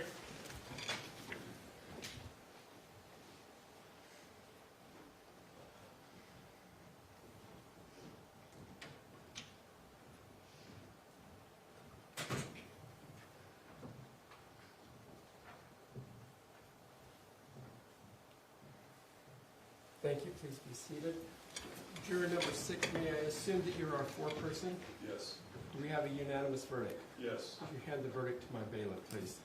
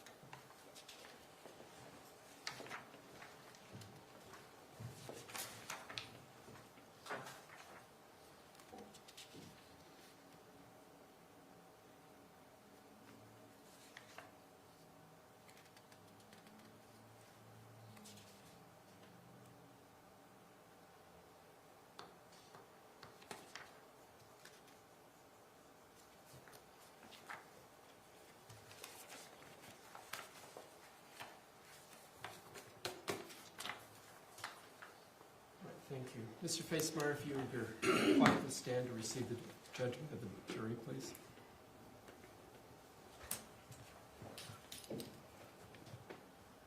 In the 4th District Court, Provo, Utah County, State of Utah. State of Utah Plaintiff versus Tracey Marie Grist, Defendant. Case number 241101170. Judge Roger W. Griffin. As to count 1, we, the jury, impaneled in the above entitled cause, find a defendant as to count 1, murder, as charged in the information, guilty. Jury Foreperson. As to count 2, we, the jury, impaneled in the above entitled cause, find a defendant as to count 2, conspiracy to commit murder, as charged in the information, guilty. Signed, Jury Foreperson.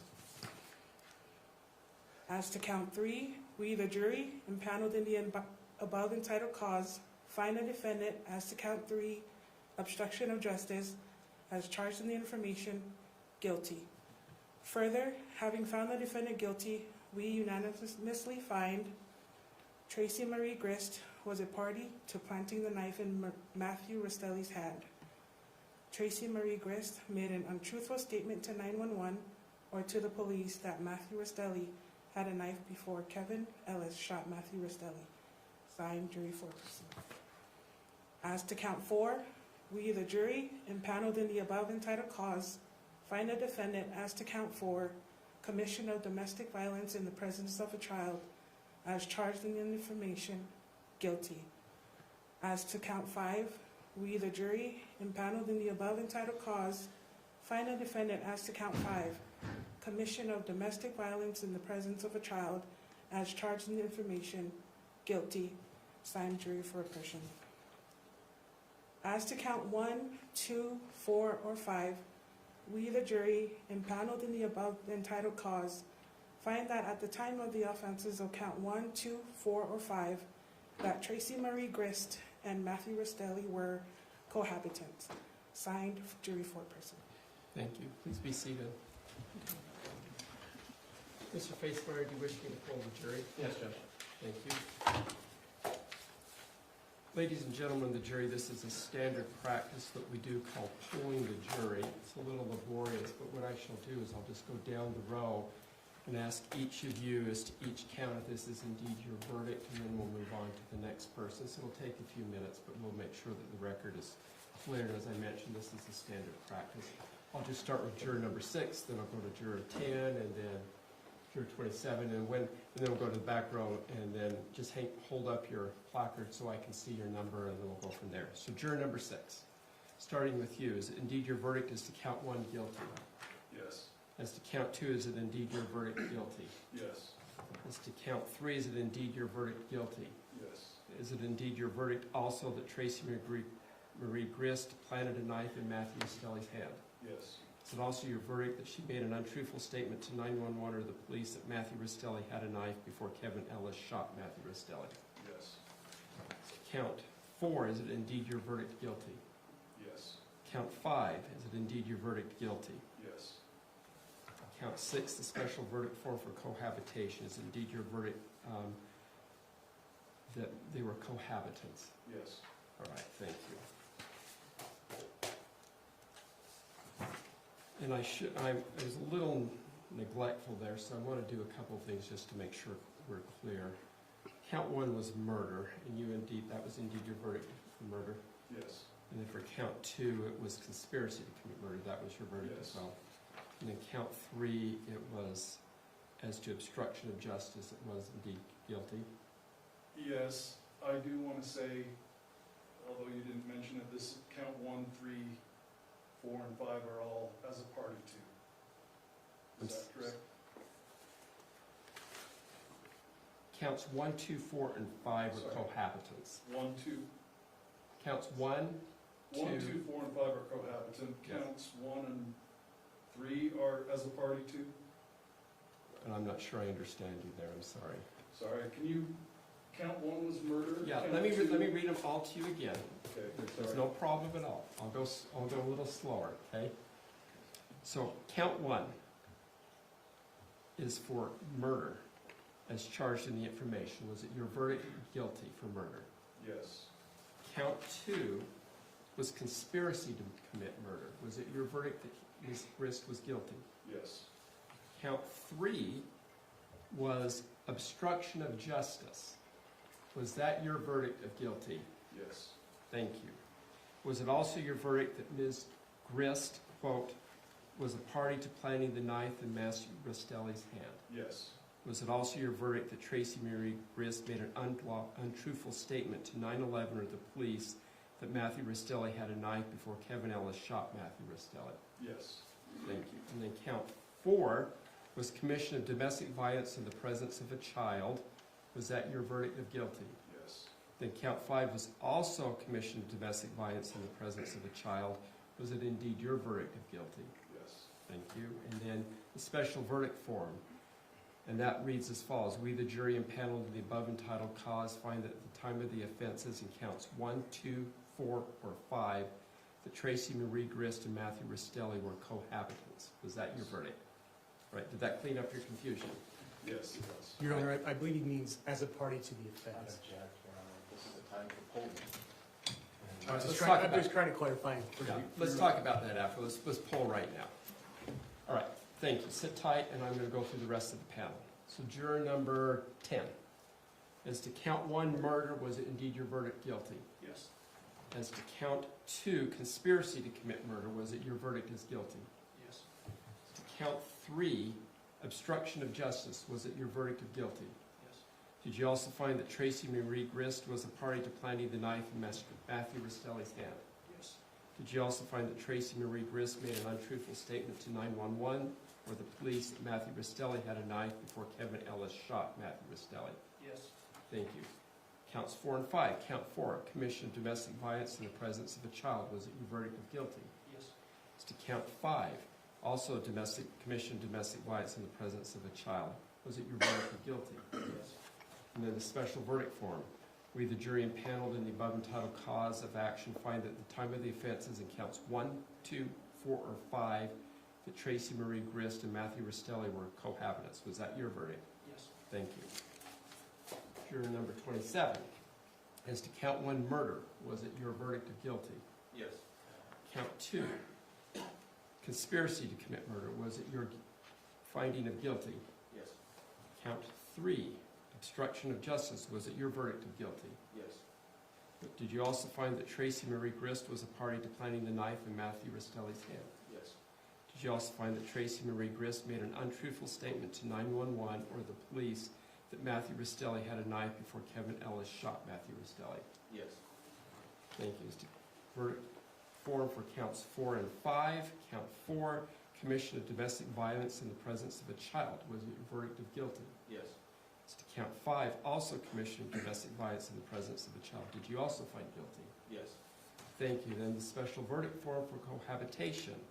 Did you find in the above entitled cause that at the time of the offense, in either counts 1, 2, 4, or 5, that Tracey Marie Grist and Matthew Restelli were cohabitants? Yes. Thank you. Juror number 13. As to count 1, murder, did you indeed find guilty? Yes. Thank you. As to count 2, conspiracy to commit murder, did you indeed find guilty? Yes. As to count 3, obstruction of justice, did you find guilty? Yes. Did you also find Tracey Marie Grist was a party to planting the knife in Matthew Restelli's hand? Yes. Did you also find that Tracey Marie Grist made an untruthful statement to 911 or the police that Matthew Restelli had a knife before Kevin Ellis shot Matthew Restelli? Yes. Verdict form for counts 4 and 5. As to commission of domestic violence in the presence of a child, did you find guilty? Yes. As to count 5, also commission of domestic violence in the presence of a child is charging the information. Did you find guilty? Yes. As to count 6, the special verdict form. Did you find in the above entitled cause of action that at the time of the offenses in counts 1, 2, 4, or 5, that Tracey Marie Grist and Matthew Restelli were cohabitants? Yes. Thank you. Juror number 5. As to count 1, murder. Was your verdict guilty? Yes. Thank you. As to count 2, conspiracy to commit murder. Was your verdict guilty? Yes. Thank you. As to count 3, obstruction of justice. Was your verdict guilty? Yes. As to the, did you also find that Tracey Marie Grist was a party to planting the knife in Matthew Restelli's hand? Yes. Did you also find that Tracey Marie Grist made an untruthful statement to 911 or the police that Matthew Restelli had a knife before Kevin Ellis shot Matthew Restelli? Yes. As to verdict form for counts 4 and 5. As to count 4, commission of domestic violence in the presence of a child. Did you find guilty? Yes. As to count 5, also commission of domestic violence in the presence of a child. Did you also find guilty? Yes. Thank you. And the special verdict form, do you also find in the above entitled cause that at the time of the offenses on either counts 1, 2, 4, or 5, that Tracey Marie Grist and Matthew Restelli were cohabitants? Yes. Thank you. Juror number 25. So count 1, murder. Was it your verdict? Did you find it as your verdict guilty? Yes. So count 2, conspiracy to commit murder. Did you find guilty? Yes. So count 3, obstruction of justice. Was it your verdict of guilty? Yes. Did you also find that Tracey Marie Grist was a party to planting the knife in Matthew Restelli's hand? Yes. Did you also find that Tracey Marie Grist made an untruthful statement to 911 or the police that Matthew Restelli had a knife before Kevin Ellis shot Matthew Restelli? Yes. Verdict form for counts 4 and 5. Count 4, commission of domestic violence in the presence of a child. Was it your verdict of guilty? Yes. Count 5, commission of domestic violence in the presence of a child. Did you also find guilty there? Yes. And as the special verdict form, did you find in the above entitled cause of action that at the time of the offenses in counts 1, 2, 4, or 5, that Tracey Marie Grist and Matthew Restelli were cohabitants? Yes. Thank you. Juror number 19. As to count 1, murder, was it your verdict of guilty? Yes. As to count 2, conspiracy to commit murder, was it your verdict of guilty? Yes. As to count 3, obstruction of justice, was it your verdict of guilty? Yes. Was it also, did you also find that Tracey Marie Grist was a party to planting the knife in Matthew Restelli's hand? Did you also find that Tracey Marie Grist made an untruthful statement to 911 or the police that Matthew Restelli had a knife before Kevin Ellis shot Matthew Restelli? Yes. Counts 4 and 5. Count 4, commission of domestic violence in the presence of a child. Did you find guilty to count 4? Yes. To count 5, commission of domestic violence in the presence of a child. Was it your verdict of guilty? As the special verdict form, in the above entitled cause of action, did you find at the time of the offenses in counts 1, 2, 4, or 5 that Tracey Marie Grist and Matthew Restelli were cohabitants? Thank you. And juror number 14, as to count 1, murder, was it your verdict indeed of guilty? Yes. As to count 2, conspiracy to commit murder, was it your verdict of guilty? Yes. As to count 3, obstruction of justice, was it your verdict of guilty? As to Tracey Marie, was it also your verdict that Tracey Marie Grist was a party to planting the knife in Matthew Restelli's head? Yes. Was it also your verdict that Tracey Marie Grist made an untruthful statement to 9/11 or the police that Matthew Restelli had a knife before Kevin Ellis shot Matthew Restelli? Yes. Verdict form for counts 4 and 5. Count 4, commission of domestic violence in the presence of a child. Was it your verdict of guilty? Also, in count 5, commission of domestic violence in the presence of a child. Was it your verdict of guilty? Yes. In the special verdict form for cohabitation, in the above entitled cause of action, did you find at the time of the offenses in counts 1, 2, 4, or 5 that Tracey Marie Grist and Matthew Restelli were cohabitants? Yes. Thank you. Mr. Faisler. Nothing further, Your Honor. Thank you. Anything further from the state, Mr. Watabe? No, Your Honor. All right. Ladies and gentlemen of the jury, this concludes your service as a juror almost. I'm going to excuse you back into the jury verdict room for just a couple of minutes, and I'll come in and talk to you for a moment, and then you'll be free to go home. Once they excuse you to go home, the admonition order about talking about the case, using social media, posting about it, letting your friends and family know, that's gone away. That prohibition is gone, and you can do whatever you want or whatever you don't want to do. If you just want to move on with your life, you're able to do that. If you want to post about it, that's your right as well. With that in mind, we'll excuse the jury, and I'll be in just a couple of minutes. All rise for the jury.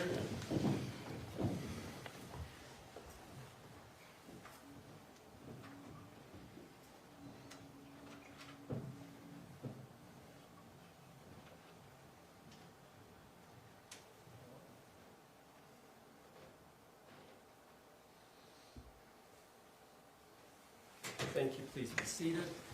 All right, let's get a sentencing date. I'm assuming we'll want a special set again. Is that correct, Mr. Watabe?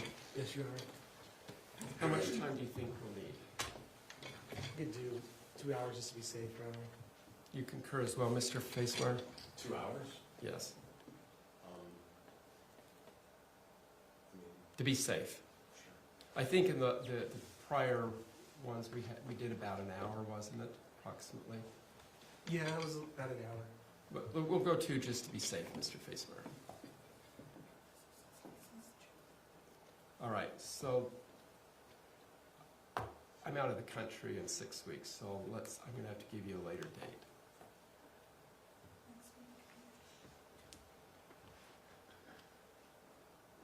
So you think, are we saying June is what we're saying? I'm sorry, Mr. Faisler? June? Yes, we'll be in June. I, of course, will make recommendations to the parole board that Ms. Grist receive credit for all time served.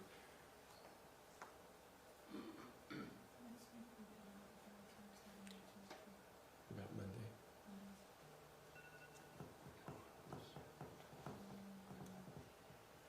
How long is that trial? Let's do it on Friday then. What's the date?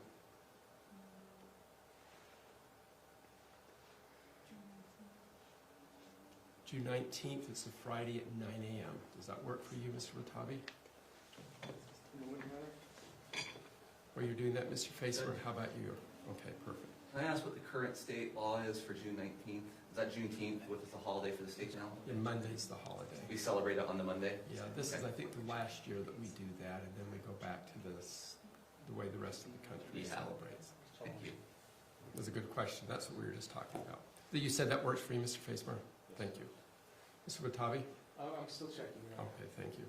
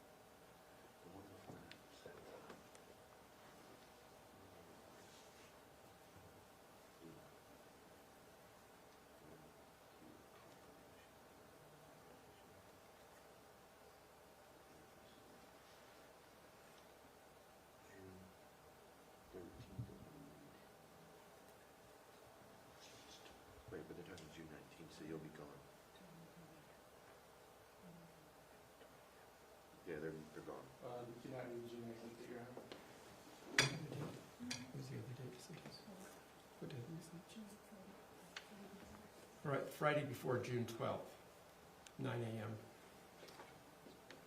Does that work? Yeah. Does that work for you as well, Mr. Facemeyer?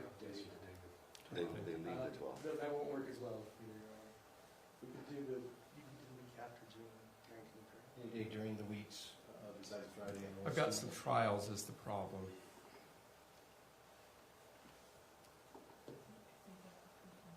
It's just we're well past it. Yeah, I know. Not trying to be difficult, but at the same time. You know, that was the problem is I'm unavailable because I'm not here. We could do the week of June 22nd, Your Honor, any day that week. The week of the 22nd or the week of the 8th before the 12th? Or the week of the 8th. Of what? July? I can't go out that far. Of June. June 8th, I'm not available. Okay, then June 22nd is the week of June 22nd.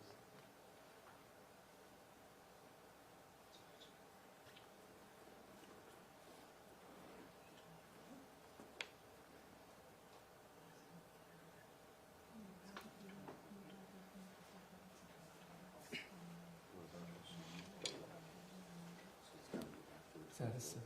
Yes. I have to bump it. What do we have in the morning?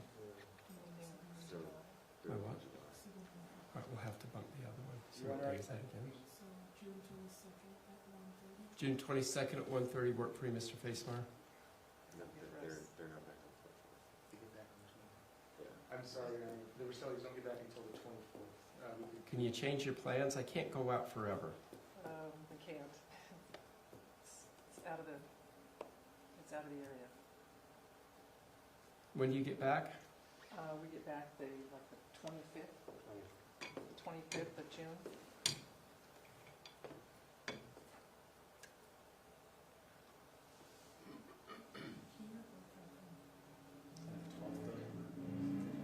No, the 12th didn't work.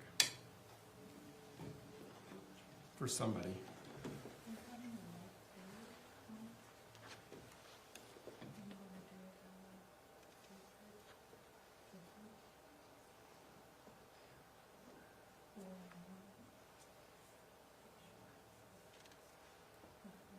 So what day again?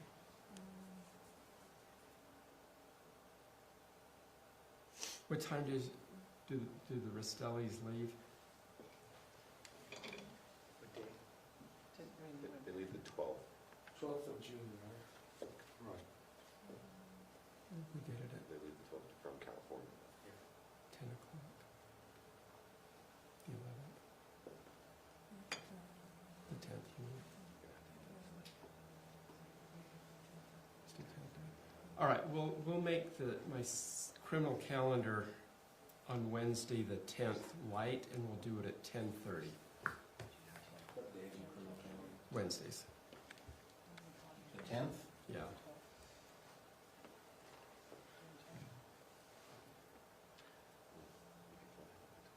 I'll make it work. Thank you, Mr. Facemeyer. I appreciate that. All right, before I go back and chat with the jury, anything else from the state you need to put on the record? Would you be willing to ask the jury if they'd be willing to speak with them? I will. I always do that. I'll talk with them privately All right, first. thank you, Honor. Anything from the defense, Mr. Facemeyer, to put on the record? Just checking the time for...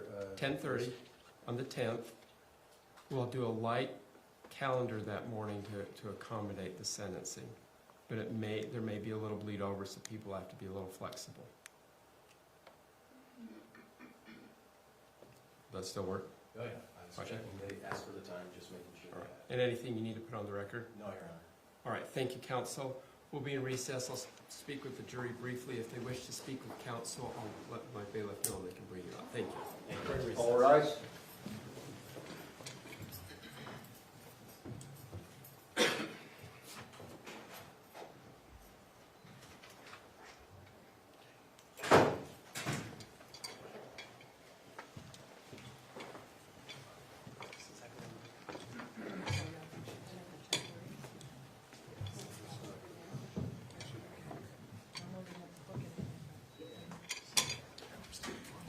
I'm in the court, so I'll try to keep it light, make sure I keep my name in the